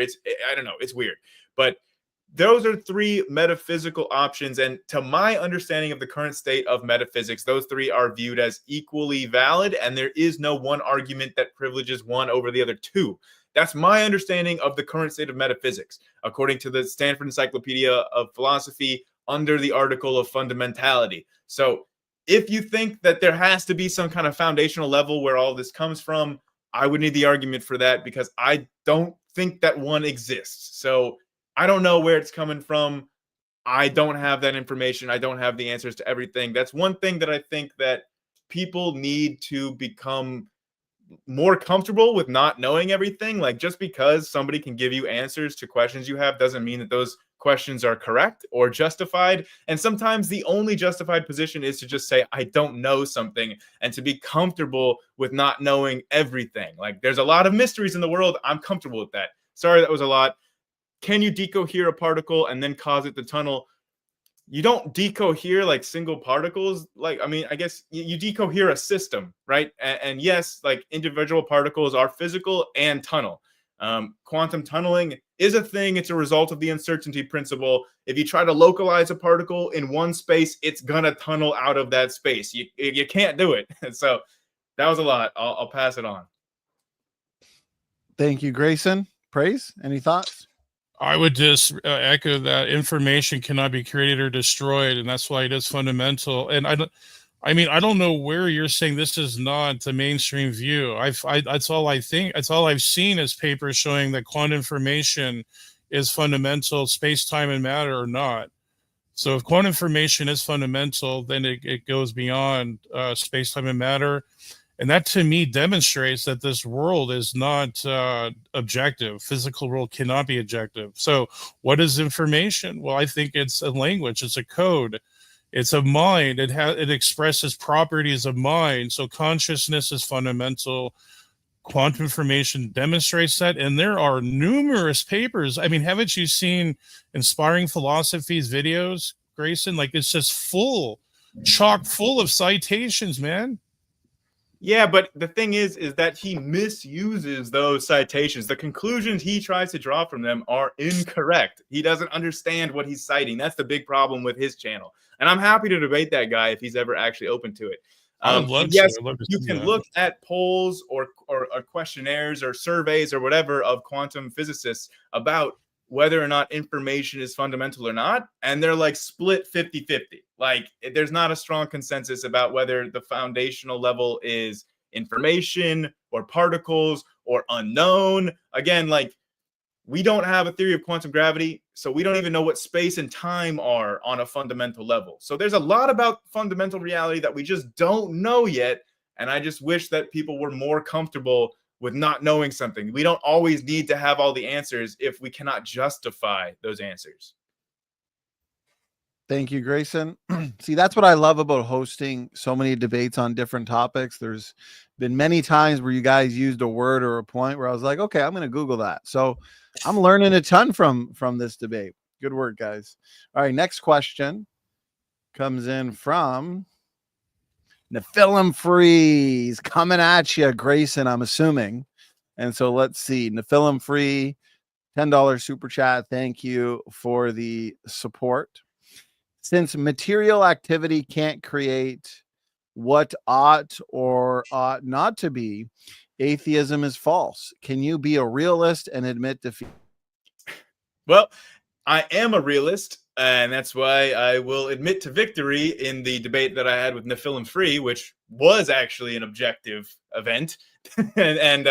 Yes, he says that material activity can't create what ought or not to be. That's because material activity creates what is. So that kind of just solves that whole conundrum that Nephilim Free brought up, and just showed that it's kind of a nonsense question. And that's why I beat him so easily in our debate. Fighting words for you, Neff. Grayson, you know how to stir things up and get us looking forward to round 2, 3, 4 of these debates. Praise I Am. What are your thoughts on one of your fan favorites, Nephilim Free? The film Frieza Beast at Intelligent Design, probably one of the best I've ever seen. What about the Especially- nature of God? Yeah, well, that's a whole nother. You I can't be still an love expert at everything, right? Right. Yeah. No, he's really awesome at science. So, man, like he's one of the best I've seen out there. And he's right with the is odd problem. See, nature can describe what is, but it cannot tell us what ought to be. And yes, God can do that. And I do believe oughts are a real thing, obligations. Humans ought not kill each other. And I think that's objective. And if you think so, then you're an immoral idiot. But anyway, go ahead. Yeah, so material activity tells us what is, and what is the preferences that we have in our brains for what ought to be. So those things do exist. They are the result of material physical activity in our brain that generates our thoughts and our beliefs and our preferences. And I showed that your beliefs can be changed with a magnetic field. So you can see clearly there is a causative factor for brain activity causing the creation of our beliefs and our preferences, which is where we get our oughts. So yes, material activity creates an is, and that is the preferences in our brain which inform our oughts. Thank you, Grayson. Another one from Eastgate Adoptionist. Appreciate the support and question. It's for you, Grayson, I think. If math works by observation, then how does the zeta function output an infinite sum? Did something intelligent define a virtual layer to let us use math and logic, or did that happen from randomness? Okay, so yeah, you can do logic for like completely non-realistic like scenarios. Like I could do math for an infinite dimensional universe. You can do math for universes that don't exist, okay? But the actual actually different types of math have different axioms. So we were talking about logic. We weren't really talking about math. Math is also deductive, but different maths have different axioms. It's not really that close of an analogy to logic because the logical axioms are a little bit different than the mathematical axioms. But yeah, we didn't really talk about math in this debate. So I don't know, Praise, any thoughts on this? As far as infinities go, I don't think they're quantifiable in physical reality. I think they only exist in a metaphysical reality. I think that lends credence to God, that there are infinities. It's descriptive of him. But that's beyond that, I have no idea what a zeta function is. I have no idea. Yeah, so basically, there are some lines of evidence that the universe is infinite in size. Like from like the overall flatness of the universe and things like that. There are some things that you could use as evidence for physical infinities. But yeah, they're not proven or anything. I'm skeptical about infinities existing in physical reality, but who knows, man? I mean, again, we don't have certain knowledge about this one way or another, so we can only speculate on whether or not infinities actually exist. But yes, it's not like math only works from observation. Like, you can change your mathematical axioms, and then you can deduce math using those axioms that are completely divorced from any empirical observations. So, thank you, you metaphysical machines, you. Okay, here we go. No, I think we got two more, and then we can wrap it up.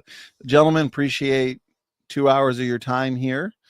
Eastgate Adoptionist, another one for you, Grayson, $5 super chat. Appreciate the support.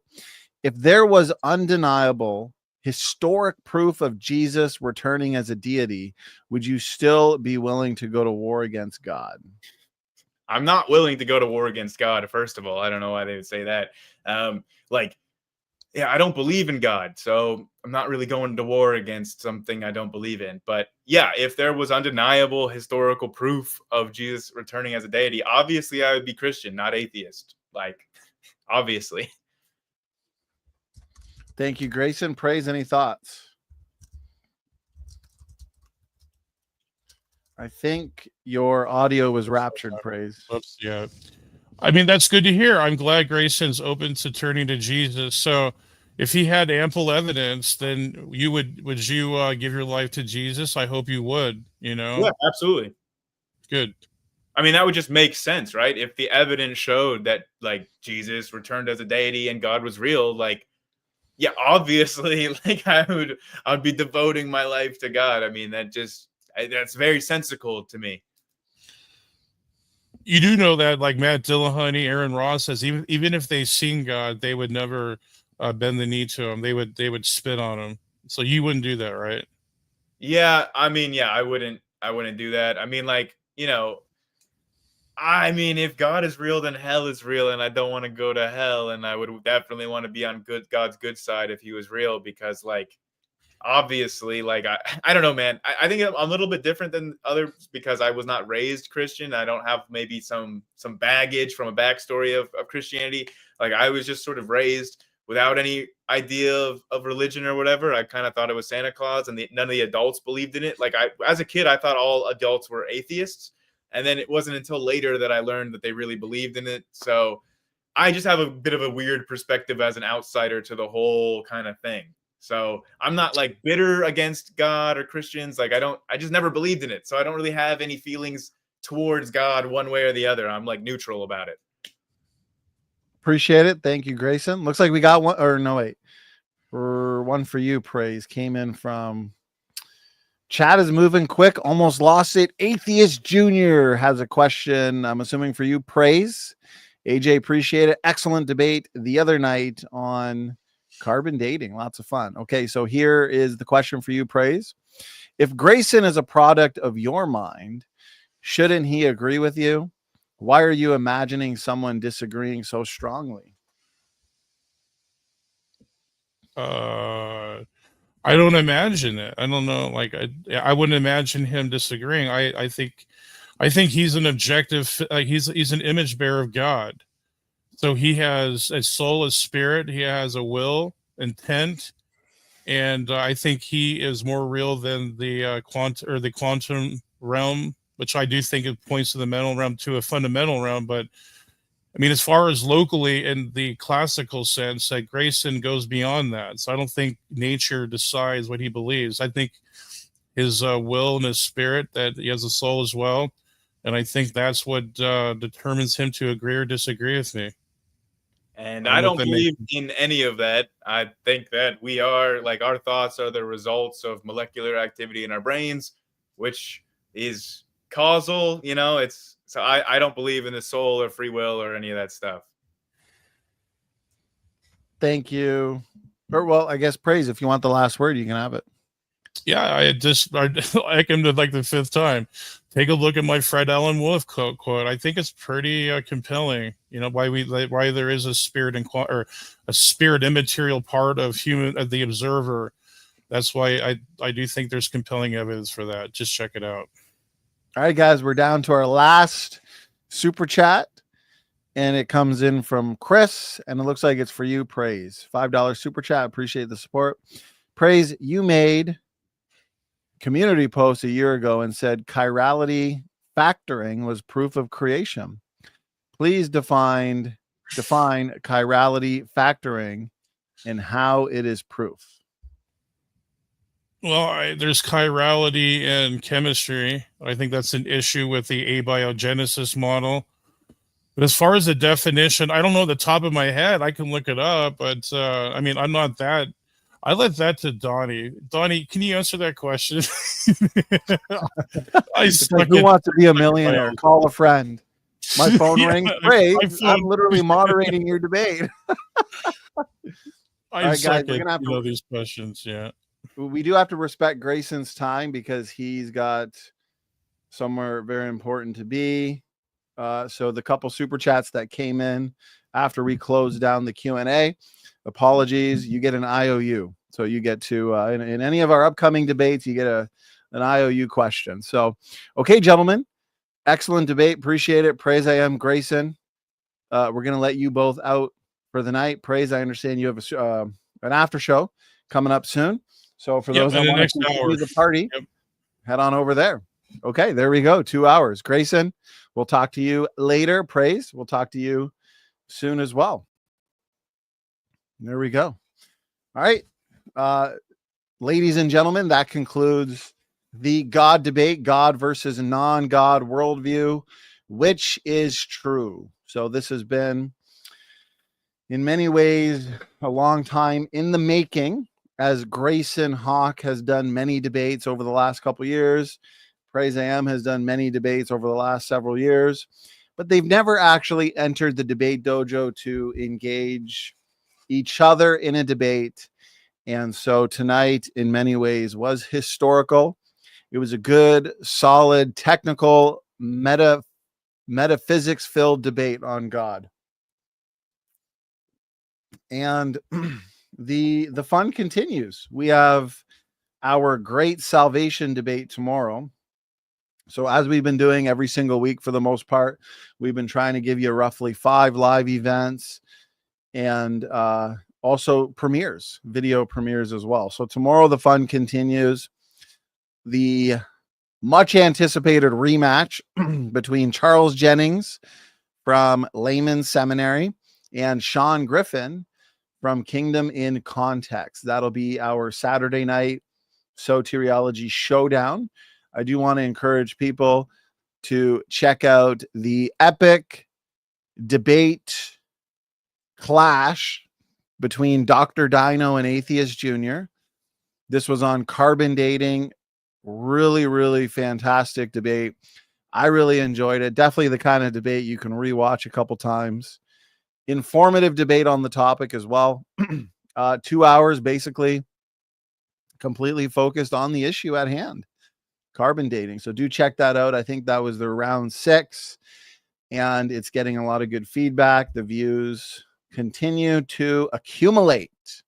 Also check out, we did this at the beginning of the week or perhaps the end of last week. Time flies by when you're having fun. The days blend together. Age of the Earth Hangout, Kent, myself, and Matt. We did a general live Q&A. We focused on many topics. We went for about 3.5 hours.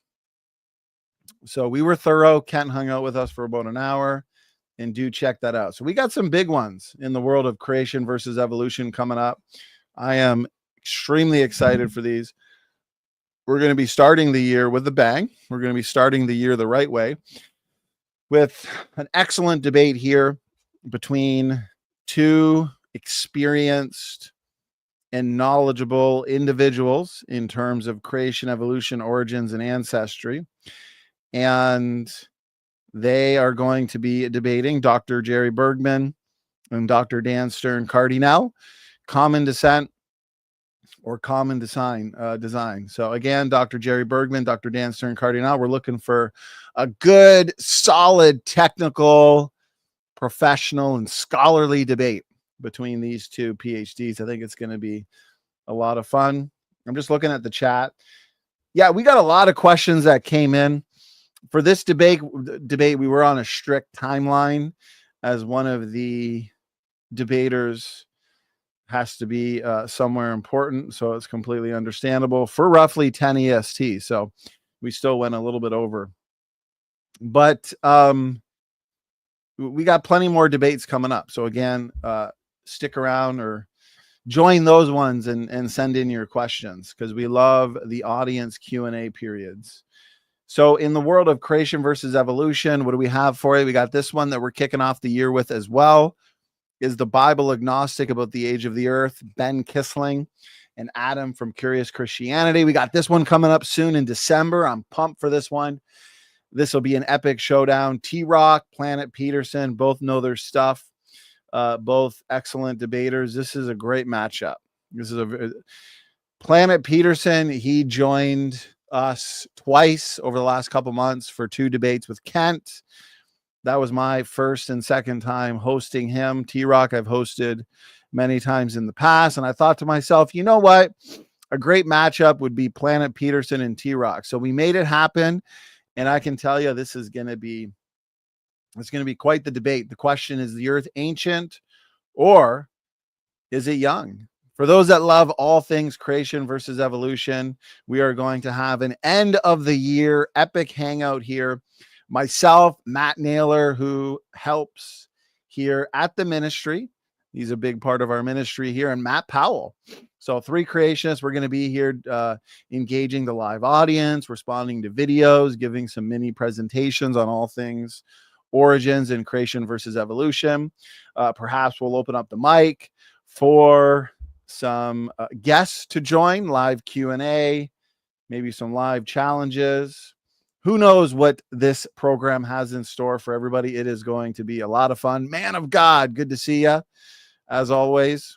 It's a pleasure, says the dream team. Yeah, well, I was talking to Kent as well a couple of nights ago, and I said, hey, maybe we can have you join, because we're thinking, okay, if it's going to be, an all-nighter kind of thing, go about 4 hours, maybe we'll bring in some creationist guests just to, stop by, say hello, chat a little bit. And yeah, that should be fun. So what else do we have for you guys? Well, this one's coming up really soon. Booked this a couple months ago. And as I said earlier, time flies by when you're having fun. So it's going to be a big one. I'm really excited for this one. 2 seasoned debaters, both very knowledgeable, well-studied on many topics. Dr. Fuzz Rana, Dr. Robert Sinjanis. I respect both these men. I've had Dr. Fuzz Rana on a couple times, going back a couple years ago. We did a 2-part series together on junk DNA. And in that series, we discussed junk DNA, pseudogenes, endogenous retroviruses, nested hierarchies, very comprehensive series. And I've had Dr. Robert Sinjanis on about a dozen times for debates. So these guys are true professionals. December 16th.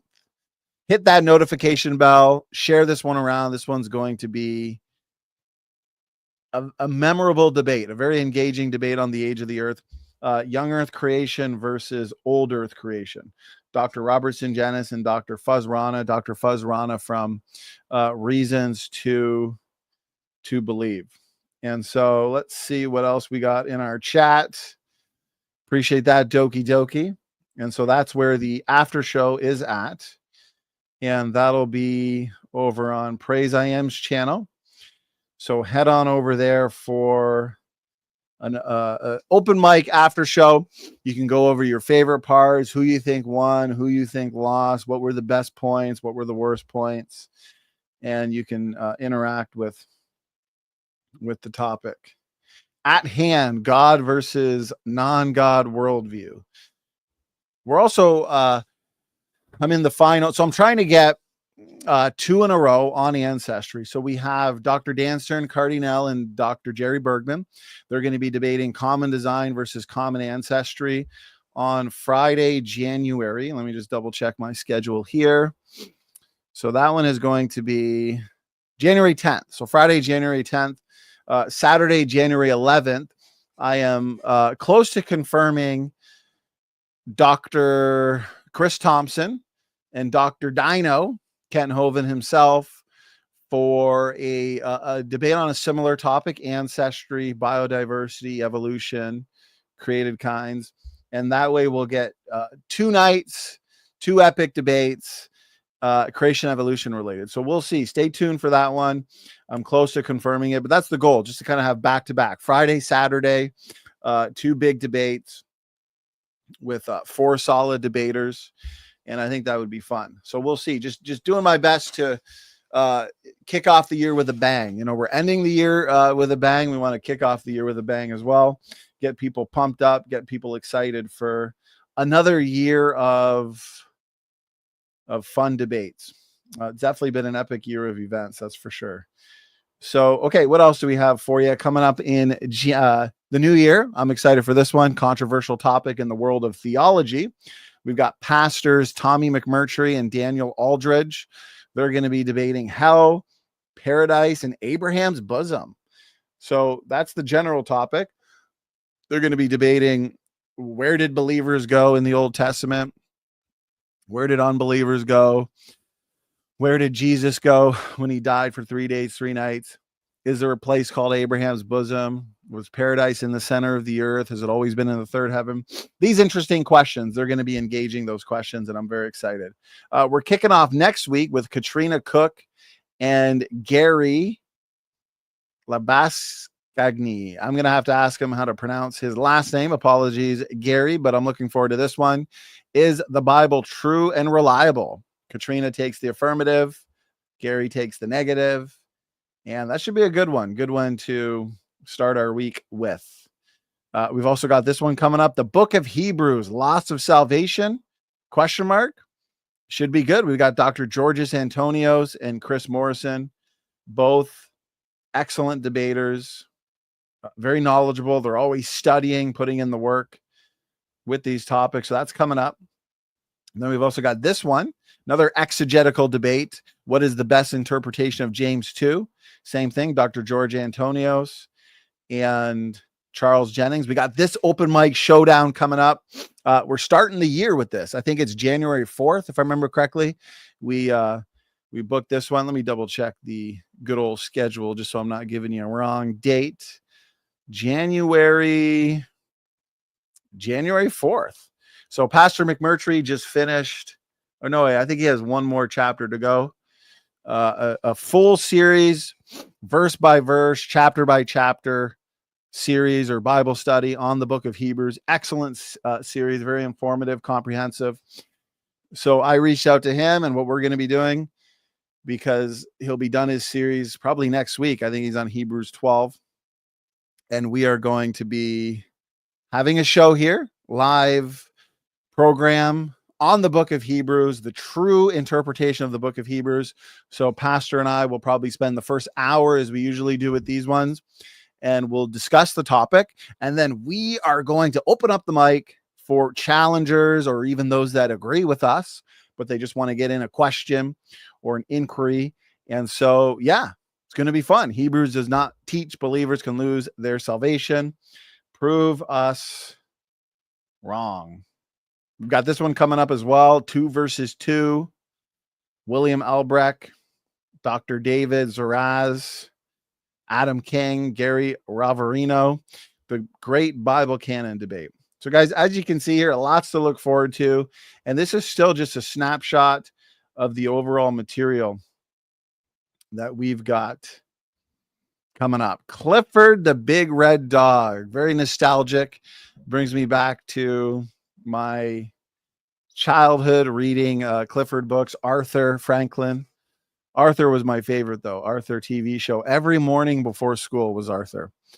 And Batman, the animated TV series. So Clifford says, the debates coming up sound great. Hey, I'm just here to give you guys the best and most edifying content possible. And again, we don't want to be a 1 or even 2 trick pony. We want to give you a good variety of topics. And that's why we give you debates and events on soteriology, nature of God, creation versus evolution, eschatology, a little bit of everything. This was my first time on this channel. Well, great to have you, Clifford. Welcome to the Standing for Truth Ministries. Make sure to hit that subscribe button, as you don't want to miss all of these upcoming programs that we have for you. God bless you as well, Clifford. Great to have you here. And so, okay, let's see what else we've got in our awesome chat. Honesty Angel, my fellow Canadian. How are you, sister? I'm starstruck that the Clifford, yes, the one and only Clifford is here. And I'm just as excited as you, Honesty Angel. Echoing erudite. Always ask great questions. Sorry we couldn't get to your question this one, but we'll get to it next time, that's for sure. 90s had the best kids shows. Oh, for sure. I mean, waking up, getting ready for school every morning was a blast. Arthur, Batman, the animated TV series, Saved by the Bell. Must have seen every episode of that many times. Saturday morning cartoons were the best too. Jackie Chan Adventures, Yu-Gi-Oh, Pokemon, Dragon Ball Z. Well, Dragon Ball Z was a nighttime show. I think it was like 8 o'clock. I remember coming home from baseball, either baseball practice or a baseball game, for some Dragon Ball Z. Man of God says, what about Saved by the Bell? Smart minds think alike. That's what I just said. Saved by the Bell. Excellent show. You know, Zach Morris, Slater, Screech. Yeah, definitely a good show. Good times. Very nostalgic. See what you created, Clifford? We'll have to do a podcast one day on people's favorite shows. Yeah, Screech. Remember he was at a dinner with a girl that he liked. And the advice he was given by Zach, I think, was just compliment her mom and tell her that she looks like a famous celebrity. And so he said that she looks like Arnold Schwarzenegger. So yeah, hilarious show. Good innocent show that they had back then. No propaganda back then, or very little of it. Man of God says Screech is legendary. Teenage Mutant Ninja Turtles. Never cared for Pokemon, his servant S says. I still like Pokemon. And I'm 35, almost 36. Those were the days, especially growing up in grade school. We had Game Boy Advance. And so you had Pokemon Red, Pokemon Blue, Pokemon Yellow was great, where you get to start off with Pikachu. Pokemon Gold and Silver. And then for N64, you got what's called Pokemon Stadium, where you can, all the work that you do in the Game Boy games, you'd be able to stick it into your controller and you get all those Pokemons transcribed onto your N64 game. Good times, very good times, that's for sure. So Austin Sims, there you go. So we may not agree on origins and worldview issues. I'm sure there's some stuff we agree with there, but we definitely agree on Pokemon. I mean, Pokemon's still going strong. They're on season like 500. At first, it was Pokemon from the Kanto region. It's called Indigo League. And they had 150. I think it was 151 if you count Mew. He was the rare one. Pokemon, the first movie. Still remember, like it was yesterday going to the theater to see that. They gave you your own Mew card. Anyways, now I think they've got, Austin, how many Pokemon they got now? Like 600, 700, maybe even close to 1,000. I think I stopped following it after Johto League or something like that. So Man of God says, oh no. Oh yeah. N64. Many hours playing GoldenEye. Classic. And it's pretty amazing how we used to think that was as good as it got when it comes to graphics. N64, the really square graphics. But I mean, we thought that was incredible. Look at these sophisticated graphics on, Mario 64, GoldenEye, Donkey Kong 64. Now you look back on those games and it's like, wow, we've really, really come a long way. Press Corp says, I've got the new card. New card for which one? You talking about Pokemon still? Is it like Mew? New Mew card? Andrew says, Pokemon Puzzle League on the N64 is among my favorite games. Yeah, and then I think there's also a Tetris one, but I can't remember what that one was for. I think that was for N64. But even today, admittedly, when I have time, there are good Pokemon games today, like Let's Go Pikachu.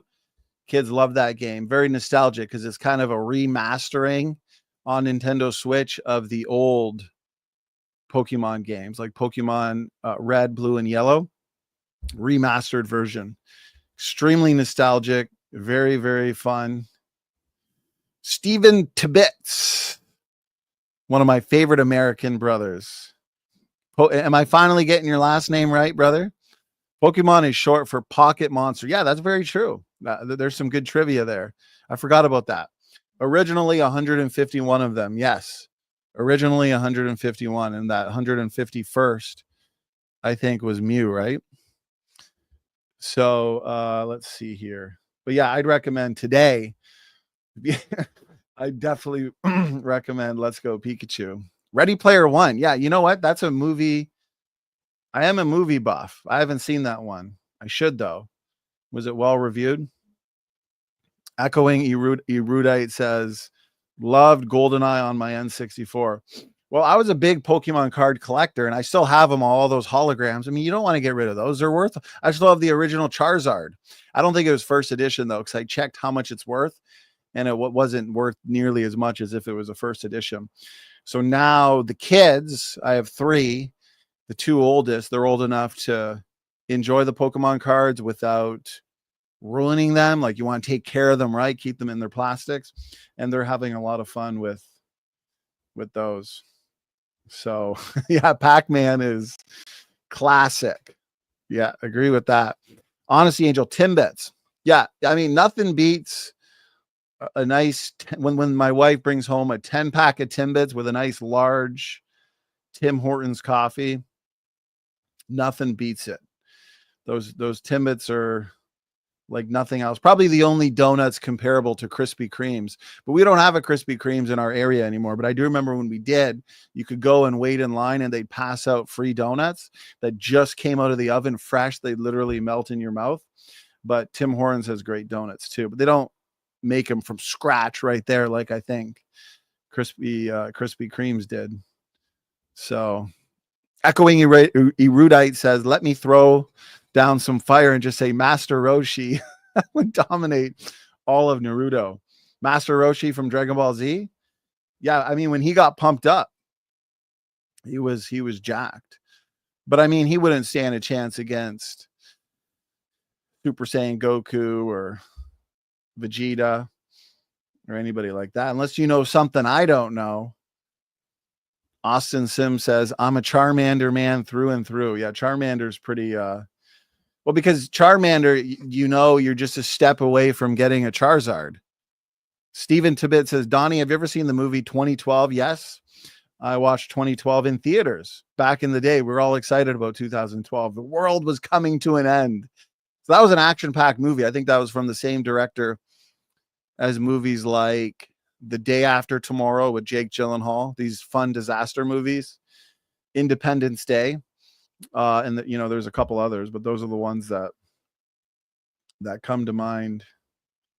Austin Sim says, which of the original 3 starters are you choosing, Donnie? Charmander, no doubt. Charmander, Squirtle, Bulbasaur. It all comes down to your favorite evolved form: Venusaur, Blastoise, Charizard. So definitely Charmander. But then when you get Pokemon Yellow, you get to start with Pikachu. So we're really nerding out tonight, guys. This isn't something we're going to do all this. Maybe we should just start a separate podcast on nerdy stuff. But some would say the highly technical science level things that we discuss are pretty nerdy too. Grayson was telling me he got the new Pokemon Violet game, so I'm impressed with Grayson. He's got to tell me how that is. Give me his review on that. So, okay, let's see here what else we have. I think we basically covered what I wanted to cover. We do have 2 end of the year Q&As coming up. Okay, so we got Dr. Jerry Bergman, Why Evolution is False. These are back-to-back, 2 hours each. And so for those that have questions, challenges, objections, we're giving you 2. Myself, too. I have many questions for these speakers, experts on creation evolution. 2 hours, you get an opportunity to ask your questions live, in the audience. We'll put them up text form. So Dr. Jerry Bergman, and then also Dr. Grady S. McMurtry. So again, back-to-back, end of the year event. Because typically at the end of the year, the last 2 years, we've done our Defending Genesis conference. And so if you haven't seen our past 2 conferences, we've done, I think, 4 conferences so far. We've done 2 Defending Genesis conferences, 10 speakers, 5 days, a lot of work, but worth it. And so this next one that we do, I think we're going to do, we've been discussing when we should, and we want to do it when the weather gets nicer and, we're no longer in sickness season. So I think we're going to be doing it in March, which will be here in no time. So I still wanted to give you guys something at the end of the year where we can get in questions and address or engage challenges on the topic of creation evolution. So again, this will be back-to-back, Grady McMurtry and Jerry Bergman. So it'll be 4 hours roughly for you guys to send in your questions, issue your challenges. I'll be here with Ben Kissling and Redefine Living, 10 Problems for a Biblical Young Earth. So we're going to be responding to inspiring philosophy. We've got this one coming up on the nature of hell, Curious Christianity, and Turretin Fam. Now, if you're into end times theology or eschatology, do check this one out. We were very comprehensive. I put a lot of study and work over the last week into eschatology just to refresh myself in many ways. I've written a book on end times theology. called End Times Revealed that you can pick up. Over 300 pages, gets into just about everything related to that topic. I hope to get a second one out because there's still a lot to discuss. Subtopics of the bigger issues like the millennium, preterism, so on and so forth. Anyways, we went for almost 4 hours last night. Pastor Jason Robinson and we touched on the millennium, the timing of the rapture. We opened up the mic for live questions, live challenges, live discussion, and we had a good group too that joined. I mean, we had at least one of the all-millennial persuasion. We had a full preterist join. It was a lot of fun. It was an action-packed night, put it that way. So do check that one out if you are interested at all in the topic of end times theology. His servant says, Donnie's book is very good. Well, I appreciate that. I've got it. Well, there's one behind me. And the one that I usually have over there showing's upstairs because I was reading it the other day in preparation. So there's that book. A couple others that I'd recommend. Special Creation, that touches on basically everything ancestry related. That's over 300 pages, well worth the price. The Endogenous Retrovirus Handbook. But I wrote this years ago as just a short 100-page book for those who are just getting involved, maybe, or maybe they just want a basic understanding of what we do here, what we debate frequently, the topic of origins. So this is the handbook. The Independent Origins Handbook, just a short little handbook, gives you what you need to know.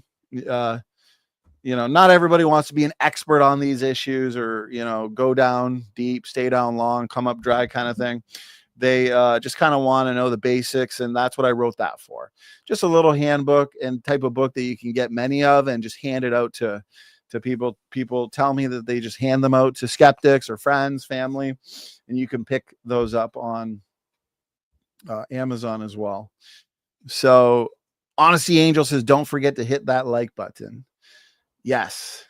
Smash that like button. Hit that subscribe button. It really does help the algorithm. Comments too.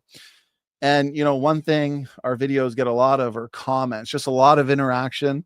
That's why I want to start doing more comments on comments videos, because it's nearly impossible to respond to all the comments that come in.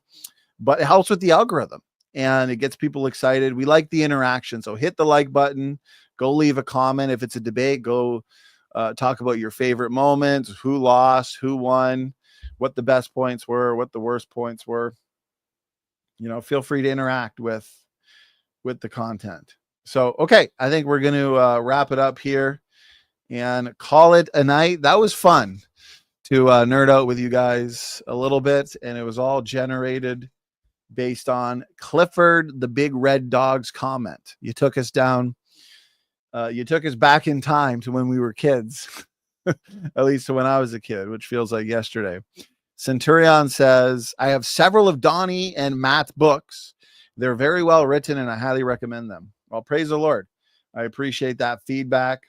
I always appreciate the reviews of our material and content. So, okay, guys, thank you so much for joining in. I hope you guys enjoyed the debate as much as I did. Stay tuned for another live debate tomorrow night. Soteriology showdown between Charles Jennings and Sean Griffin. We're calling it a night, guys. God bless you all. Thank you for tuning in, and we'll see you soon.